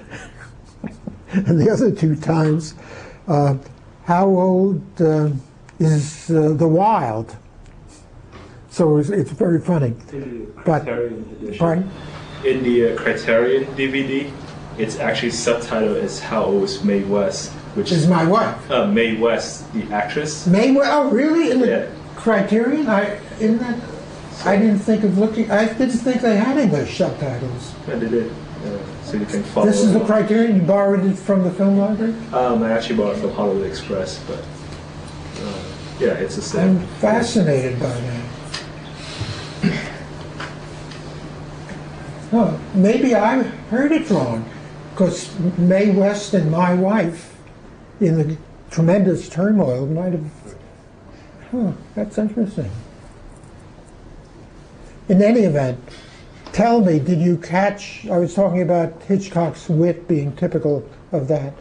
That the humor of the stage manager saying to stop the people who are fighting in the theater. Gentlemen, gentlemen, you are not at home. Did you pick that up? Well, that sort of thing recurs in Hitchcock a great deal, a great deal. Also, did you notice Hitchcock, who always has a cameo appearance, his cameo appearance in 39 Steps? He was the guy who was littering in front of the bus. That's right, you got it. He's it was throwing away pointed a out. candy wrapping or chewing on in front of the bus when Hannah and Annabelle are about to get on to escape from the theater. Didn't notice that. No, well, it's surprising that Dang even saw that. But it was pointed out while I was reading more about 39 Steps. It was something that was pointed out to me. Okay, what about your paper? So basically, the movie is just a series of episodes where we're shown through subjective camera work. But how are you going beyond the assignment? How are you going to have to go beyond the assignment and outside reading? What are you going to do in the paper? I think I've been looking at this book that's pretty interesting called The Cinematic Effect, which sort of discusses the various ways that it's not by Berkshire, it's much more recent. It was published about a year or two ago. I don't know it. Tell me about it. It's just discusses various ways that camera angle and more recently sort of the smooth camera movement of modern film contributes to the subjective effect of this, the experience of how it can isolate certain people or a certain object or put you in a more sympathetic state to the action, to the protagonist involved. This doesn't sound very original. The use of the camera brings out different characteristics in people. I guess it focuses more on the modern films and how the I guess the central thesis of the book is how the camera movement, the swooping, and sort of very almost roller coaster like movement of the modern camera is in some sense baroque element of Does it cinema. have frame analysis in it? It has a little bit. That's useful to me, but I guess the rest of it Okay, is now tangential. how are you going to use that for your paper? I guess that most of the book is sort of tangential to the paper, but some of the frame analysis is interesting, and I might use the reference section of the book to look up other sources that would be more relevant, I guess. Well, I have all the faith in the world in that you'll do a good job, but I can't see the details clearly of what the problem is that you're looking at. But if you analyze the outside source instead of just mentioning it, I'm sure it'll be all right. One thing you might want to do, and actually, what I just said reminded me, North by Northwest. Have you seen that? Yes. Well, that is many people call that the American 39 Steps. But it's very different in all sorts of ways. And I think bringing that in would be outside source that could give another dimension to your treatment of 39 Steps.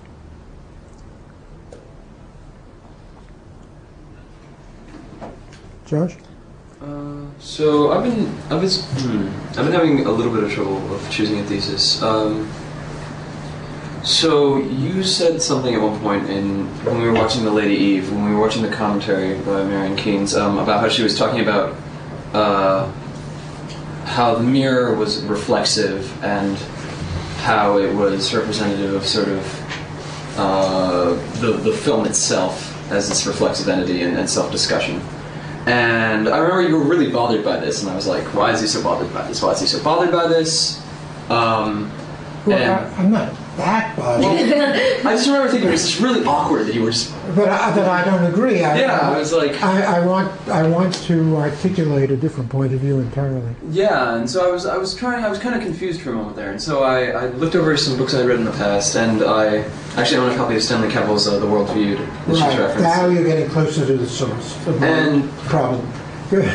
And so I haven't read a lot of it, but You really liked it? I haven't read most of it. Oh, I didn't hear, but I missed the sentence. Your reference to it. So, I have a copy of it, and I started leafing over it, and it made reference to the word toward simulation, and so suddenly I had a whole lot of ideas about. So I read this book, which is probably my outside source, called "Simulation and Simulacrum" by Baudrillard, which is. It's an amazing text. He discusses a lot about how our society has chosen to simulate our modern reality and how we're starting to lose a sense of meaning through this. Who's the author? Baudrillard, Jean Baudrillard? Oh, the French? Yeah. Jean Baudrillard. That's it. Yeah, I haven't read anything by him. So he talks a lot, and he discusses one film in there called Crash, where he talks about how the movie talks about this simulation of sexuality by the penetration by cars of people, and it's just like, whatever. It's really strange, and I was whatever by it.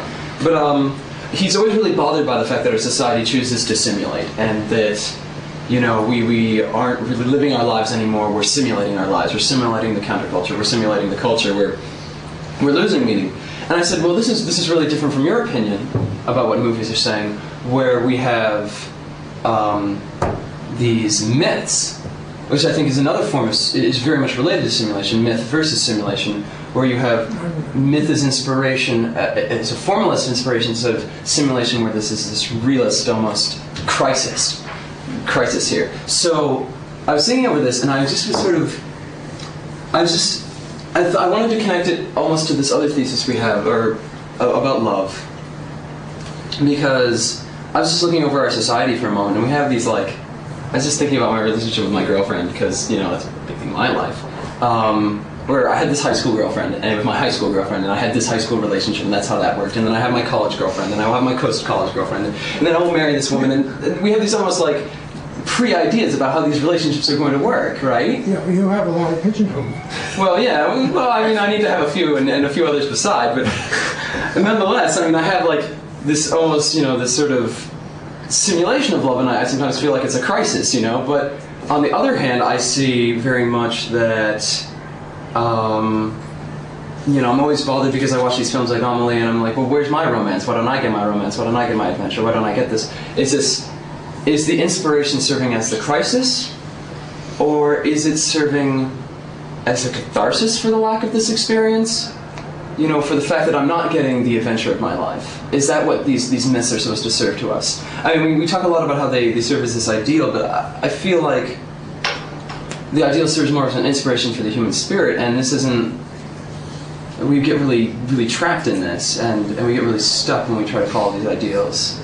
And so, I haven't really decided what my thesis will be, whether I want to condemn the choice to myth make within our films, or to praise it as a chance and opportunity. Do I praise it? I sort of try to recognize it as what it is. It's, for me, a basis of analysis. Mm-hmm. Now, I don't say go out and create new myths or follow old myths. For me, it's a continuation of the analysis and feeling and imagination in which I try to see how it is that our mentality is a function of the aesthetic, for instance. Well, but then my question is, well, as a matter of fact, how does it operate in various films that I admire, and what's going on in them? So that's how I get into myth making.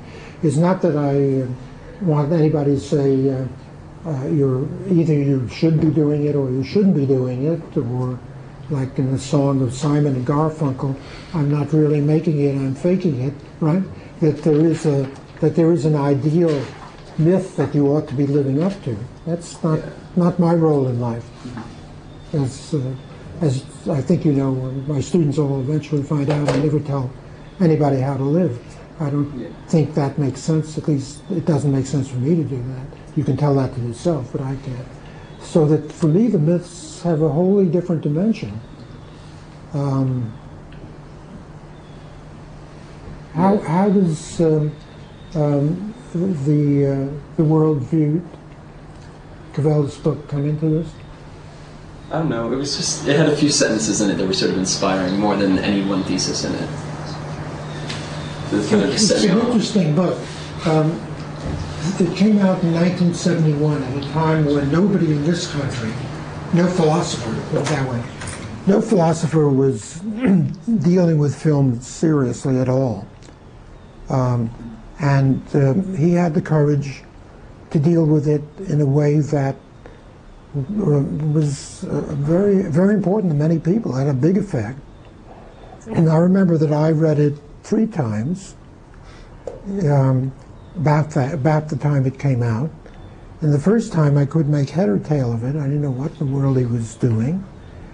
The second time, I thought I could get the structure of it and I could understand it. And then the second time. The third time, I felt I understood perfectly what I was doing and that it wasn't good enough. And I said to myself, you can do better than that. Well, it took me 18 years, I think it was. Well, let's see, it was 71? Yeah, maybe about 18 years before I wrote anything about film. It took me a long time to do what he had done so much earlier.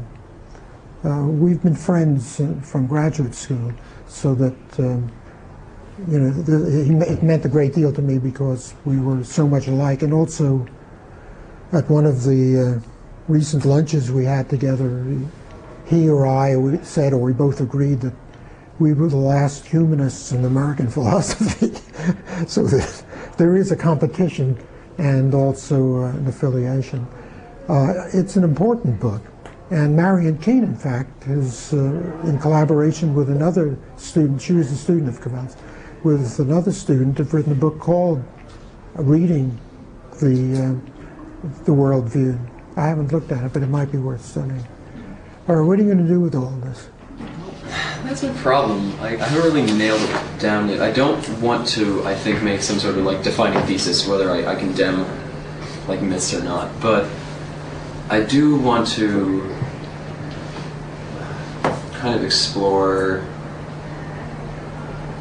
the idea that film is one of the few things that fully captures the subjective, and that as opposed to what? As to like any other medium. Lyric poetry? I feel lyric poetry doesn't capture the subjective. Tell me why not. Well, it's because you have a viewpoint. I mean, I think that's essentially the thing right there. Is that you mean it's limited on, it's focused on the subjectivity of the speaker. Yeah. Whereas film is not? Film is, well, no, I mean, because lyric poetry, you kind of unify the whole thing after you're done reading it. Even if you read it like piece by piece, the way one takes a sentence in is like this whole like piece at a time, and you kind of have to interpret the sentence. Same with even an image, you kind of have to, a single image you have to interpret inside of a context. But I feel like film, you are allowed to finally have a context and a focus at the same time. I don't know if that is. But how does the subjective come in? So, if I watch a great masterpiece like Rules of the Game of Jean Renoir, is this an expression of some subjectivity in me? I don't quite see that. So what I mean by this is that it's even in Renoir. It's the only case where the paintbrush is a subjective tool. Like the experience itself is forced to be subjective on a certain level. Like you experience it like, you experience it. I don't know how else to phrase that on a certain level. Like I don't understand. The paintbrush isn't subjective, or it is subjective? The paintbrush is nowhere near as subjective as the film, because the film, on a certain level, you live it. Like you can't live a picture, you can't live a poem on that level in which one can live a film. I mean, you can disagree with that. Well, the father of Jean Renoir was Pierre Auguste, the great Renoir, the great impressionist. And toward the end of his life, he said he had terrible arthritis, suffered awfully, but somehow he managed to paint, to keep on painting. And so I think someone said, how do you, with fingers and hands like that, how were you able to paint? And he said, I paint with my penis. And I think the truth was that he painted by putting himself, his vital presence, into the experience, and he could go on that way. Now, do you want to say that his paintings are not subjective the way that a movie is? No, that's not what I mean by subjective. I don't mean that it's through the artist in that sense, like that it's the expression of the artist. I'm saying that its interpretation is forced to have a very subjective interpretation. Like you can't understand film without like being forced to like watch it and hear it, which essentially our other senses, except for touch, are kind of not that big a deal to us. You know, I mean, like taste, it's hearing, or not hearing, but like smell. They're important, but when you see something and you have to have your eye focused on a single thing, like it boxes it, frames it for you, it puts you at a point, and then it puts you on a path through that point. And this is what I mean by subjective. Like you're forced to take a path through time and space, and your eye has to focus on certain things. Like even a wide pan the audience, you mean? You're talking about the audience. Yeah, the audience is forced to interpret this subjectively. And I think that's why, I don't know what to say. Like, that's why we're getting into these ideas of discussion of simulation. Because you can almost live a book, you can live by a book, you can sort of imagine that you're in the book, but you're instantaneously going to your imagination. But when you're inside a film, you don't even have to imagine anymore. You can very much place yourself within a film, like instantaneously. You can connect with it on this very fundamental level. What I'm thinking of now is the recent research I've been doing on Ingmar Bergman, reading what I didn't know existed, and maybe it didn't exist before. Now he's about 88, and he keeps bringing out books about his life, autobiography called Images, and his life and his films, and gives wonderful interviews. Part of one of which I'll play for you when you watch The Seventh Seal. And what I'm discovering out of this voluminous self-expression is that his movies are all about himself in a way that I had never realized before, about his life, the search for his childhood, the struggling with his relationship with his parents, particularly his father, and that all of these things that I reveled in because he's such a great filmmaker, and I never saw as being subjective, but rather things that interested him, really come out of his life, and his marriages and all of that. In the case of Renoir, it's not like that.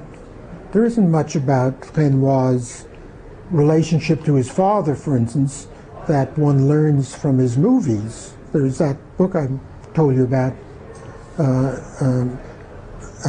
Renoir Mon Père, My Father Renoir, which is wonderfully informative about his character and his father's character, and in terms of their experiences.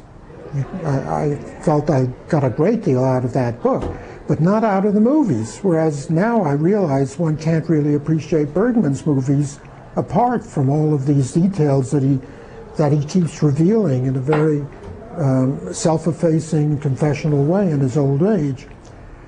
Now that's subjectivity. Yeah. Now I, as the audience, don't have any comparable kind of response.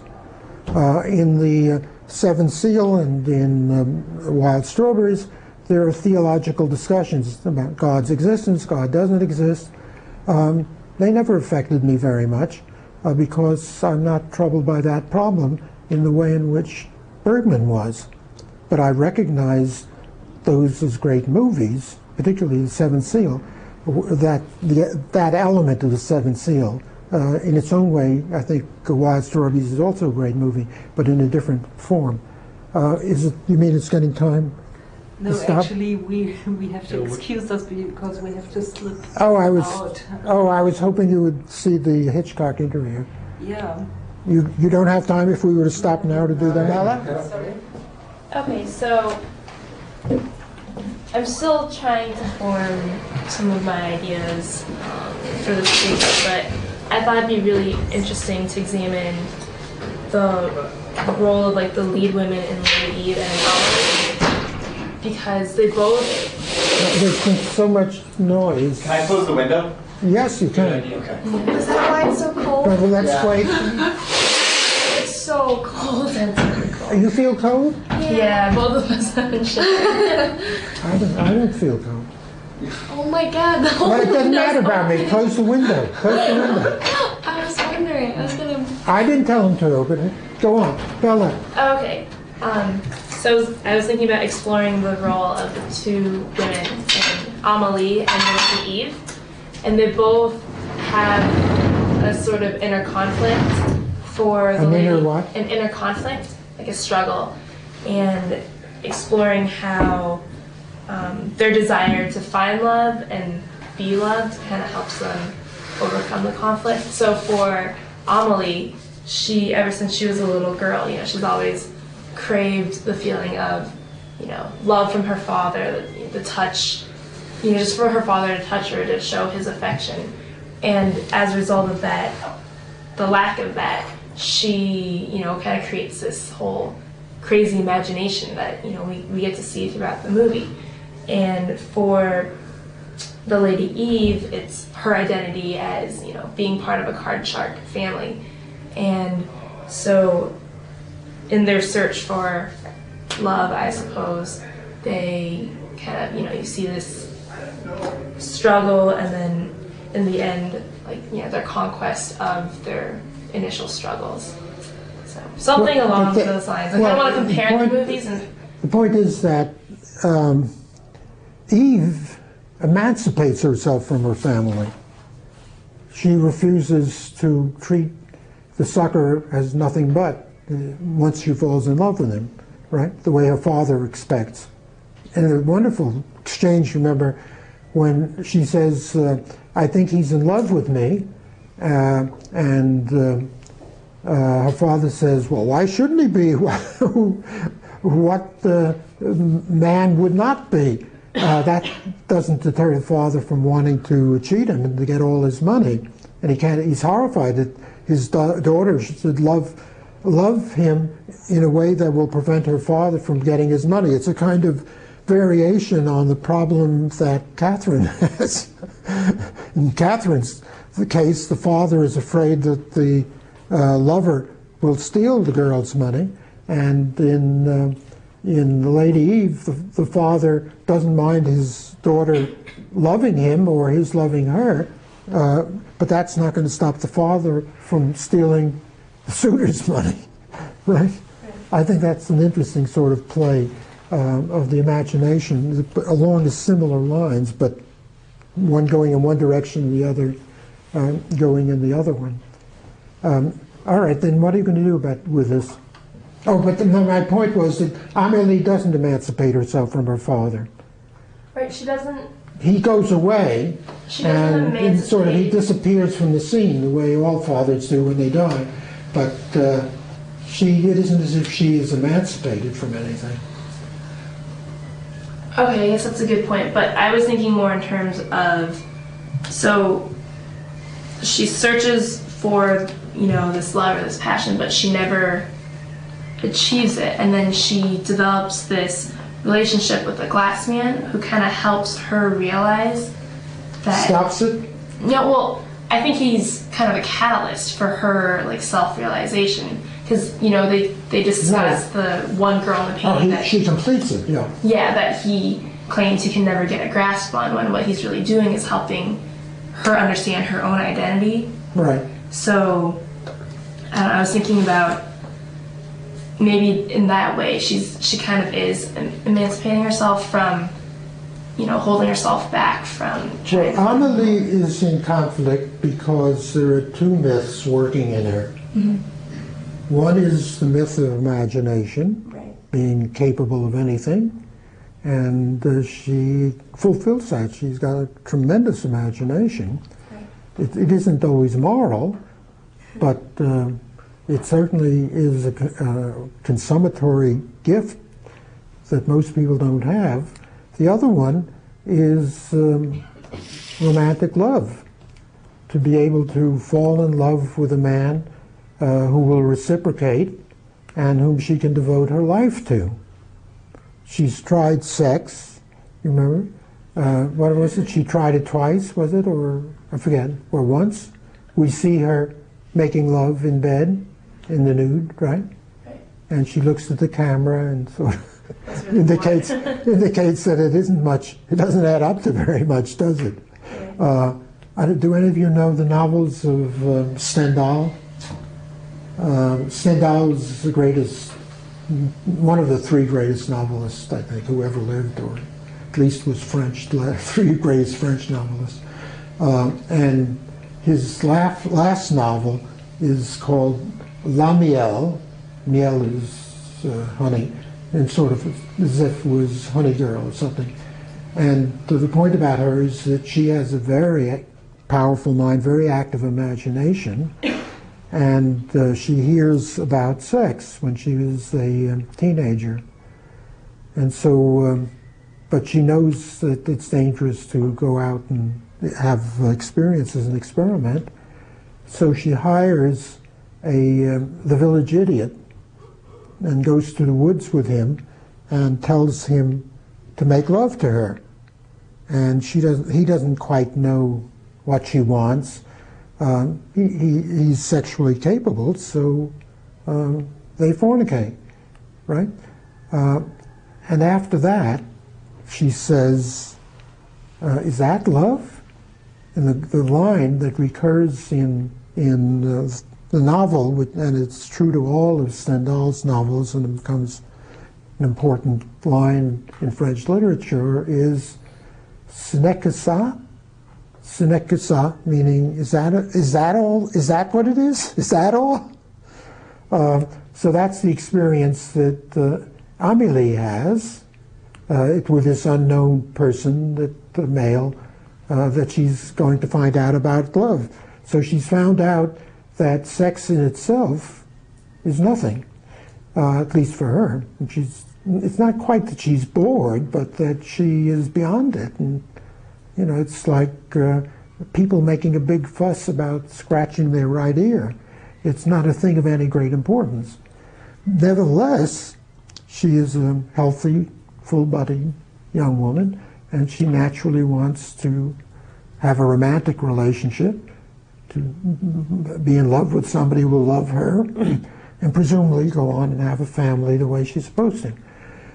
That is in conflict with the imagination. Her imagination keeps getting in the way of that, and that gets in the way of her imagination. I think that's the conflict that she's working at throughout the movie, and that she eventually manages to overcome, thanks to the help of the glass man, right? Okay, now how is that So I'm not sure. related to Jean Eve? Well, it's kind of like they're both moving beyond, like, so you're saying that the Lady Eve, she frees herself from her family and chooses to side with the male, so to speak. And in the same sense, Amelie chooses, you know, the potential for romantic love over her imagination. So I wanted to show some sort of, not sure the proper word, just some sort of like paralleling the two women overcoming their struggles, like the myths of their struggles. And I'm not really sure like where exactly I'm taking it, but I found these two aspects pretty interesting. You might bring into this Washington Square because in both cases there's a father but not a mother, and the same in Amélie. There's no mother. She's wiped off the map very early in the movie, right? And in the case of the Lady Eve, we never even hear about a mother. She seems to have been born out of the forehead of her father, and she's his business accomplice, and she's as good in card sharping as he is. And then she eventually moves beyond him. But the person because of whom she moves beyond is inferior to her father. He does card tricks, but he can't beat the father in playing cards or in cheating at cards. In many ways, he's an much inferior character than the father. The only difference being that the father is a working man. He earns his money by cheating people, whereas the son earns his money by his father having seduced people into drink, into pike sale, and the son clipping coupons, or it's unearned wealth that he's inherited. So one might say, apart from the actual money question, which is where Washington Square comes in, the father is far superior to Charles. And one might say, what does she see in Charles? Maybe it's the money. It's the glamour of all that dough. So that she is like Morris Townsend, who's trying to find a man with plenty of money. But then she transcends that, because when she can have that settlement, thanks to Horace and Horace's goodwill, she turns it down. She won't accept a settlement. So I think all of that is interwoven and brings out one or another of the different myths that we've been talking about. What outside reading will you be doing? I was actually going to ask you if you had any recommendations for outside Well, reading there is a very good DVD on Preston Sturgis, and I'm not sure which movie. It's probably in the film library, because I think that's the prime source for me. And it has bonus materials about the life of Preston Sturgis, which is fascinating. He was really just like Orson Welles, and the year that Citizen came out was the year that Lady Eve came out. And in many ways, they are twins. They're very much alike. That would be worth exploring. But in terms of criticism, there is a book that I mentioned to you. I can't remember where I found it, and I can't remember the title. It's in the manuscript, and I haven't been looking at that manuscript. But it's part of the bonus material of one of the DVDs that I looked at and got a great deal out of for my chapter.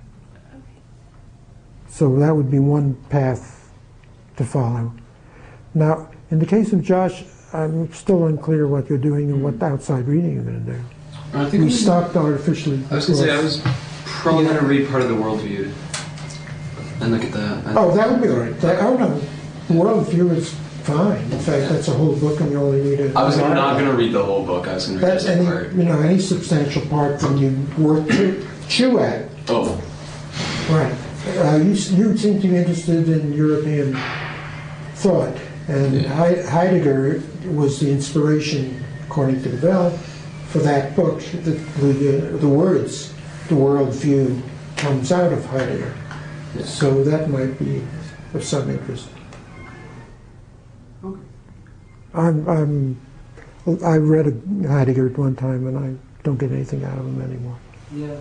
I know. But you might. That's no reason. I read the first big part of Being in Time when I was 17, and I really liked it. So reading more Heidegger is always a pleasure. You liked it? Oh, I love it. It's beautiful. It makes a lot of sense out of a lot of things. Well, then go back to it. Yeah. It's really good. It's really good. Alice? My topic's similar to Bella's, only I'm just focusing on the movie Amelie.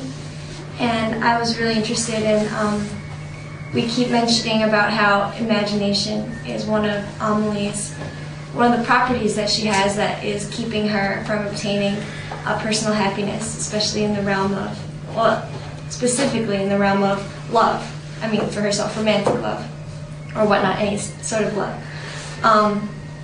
And I'm kind of curious, I mean, we keep, like, mentioning this, but I want to know exactly what specific properties of this imagination are hindering her from obtaining romantic love for herself. I mean, she's obviously so she's very imaginative, right? And her imagination causes her to see, as you were discussing earlier when I asked you to elaborate on imagination, you were discussing how imagination is a function of possibilities, also a function of impossibilities. And for her, like, just have all this imagination, to me, I can deduce that, well, then she has like a plethora of functions in her mind, of possibilities and impossibilities. And I'm imagining that this might cause trouble for her in the sense that she sees like all these different things that could possibly happen, when she sort of has this crush. She has this like feeling of, she's kind of attracted to Nino, and she sees him for the first time, like getting the photos underneath the booth. And I guess in her mind, I imagine that like all these functions are just like, activated, and she just has like all these things that could possibly happen, all these things she could do to get him, and she's just like active, But the thing is, like, all of her like daydreams and whatnot, I guess to me, like, this is what I see as keeping her from just making that natural step that most people would make, which is just to talk to the guy and establish a relationship, like meet with him at some point. And she does, actually. She tries to meet with him with this like stratagem of hers, right, with like the pictures everywhere and whatnot. And even when she can just make that step and he's in the cafe right in front of him, like, she won't just go and talk to him. And I mean, there are a lot of different variables that are keeping her from naturally engaging in interaction with who she believes that she's going to love. I mean, those things could be like the fact that she's just introverted or shy, her upbringing, being homeschooled and whatnot. Like, she doesn't have that much interaction with people. She might not know what the first step would be to take. But I'm kind of curious. I wanted to ask you what you felt like some of the specific properties of imagination are hindering her. And for outside resources, I planned on borrowing the book Feeling and Imagination, The Vibrant Flux, that you wrote. Well, I want to focus on the problem that she has that I talked with Belle about, and that is it's always romantic love that she wants. And in the case of romantic love, the imagination is the core of it, so that if it's somebody you see in the street and day after day, you can't imagine anything in relation to that person. It gets to be pedestrian. It gets to be ordinary life. The point about love is that it's thought to be capable of taking what's beyond all that. That somebody like whom there is no other in the world. It's a transcendent kind of experience. It takes you out of this world. In the second volume of my trilogy, The Nature of Love, I have about 200 pages on romantic love, and I show how it starts perhaps with Luther and has religious origins, so that love is a way of finding God, not by getting beyond nature, but immersing yourself in nature in a certain way, because God is in the world, God is in nature. And it's the medieval slogan, which is that love is God, is now turned around, and God is love. So wherever you find it in nature, that is God. So that it's a very mystical, elevated kind of relationship. And if it's just the boy next door who is going through hormonal stages parallel to yours, if you're a girl, that's not enough of an explanation. That's related to the rejection of the sexual avenue. One way to find love is to have sex with somebody of an ecstatic sort, and then you become dependent, and he becomes dependent on you, And out of that kind of sexual originating out of that kind of situation originating out of sex, a romantic love could come into existence. That's one way of thinking of it. Another way is that the romantic is so transcendent, so mystical, so important theologically, being God itself, it shouldn't be sullied with something as material and biological and pedestrian as sex. That's the path that Amelie takes. She always wants, in the movie, to have a romantic relationship. She tries sex and it doesn't work, and then she doesn't know quite what to do. But when she's in the restaurant, standing behind the person she has begun to fall in love with, she can't let herself go, because that would be too, you mean just say, hi, how are you? My name is Amelie. Who are you? You know, too pedestrian. It isn't transcendent. So she has to set up obstacles for him to follow. She has to make send secret messages. It's very much like the way that Aunt Lavinia acts in The Heiress. Remember, or even in the Holland version, that Aunt Lavinia wants to say something in private to Morris, walks by him at the garden party and drops her handkerchief. And he picks it up, of course, and she whispers something to him. You know, it's so romantic that way. It's a tryst, and they actually have a tryst in that incredible marketplace, right? She wanted that because, or he agreed to it because it's so romantic to meet among the common people when nobody will know you, and you know, it's a secret gathering of a sort that lovers would have because their meeting has been condemned by the parents.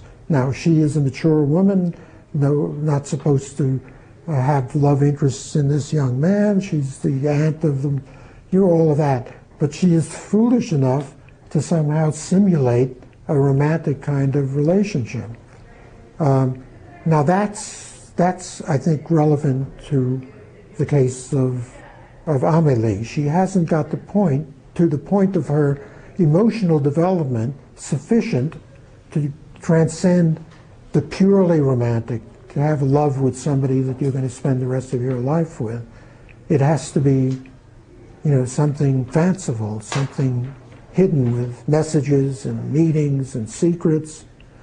And even at the very end, we see them speeding through the streets of Paris on his motorcycle. That's romantic in the modern, sort of brought up to date. You know, that's a kind of hip way of doing it in the modern world.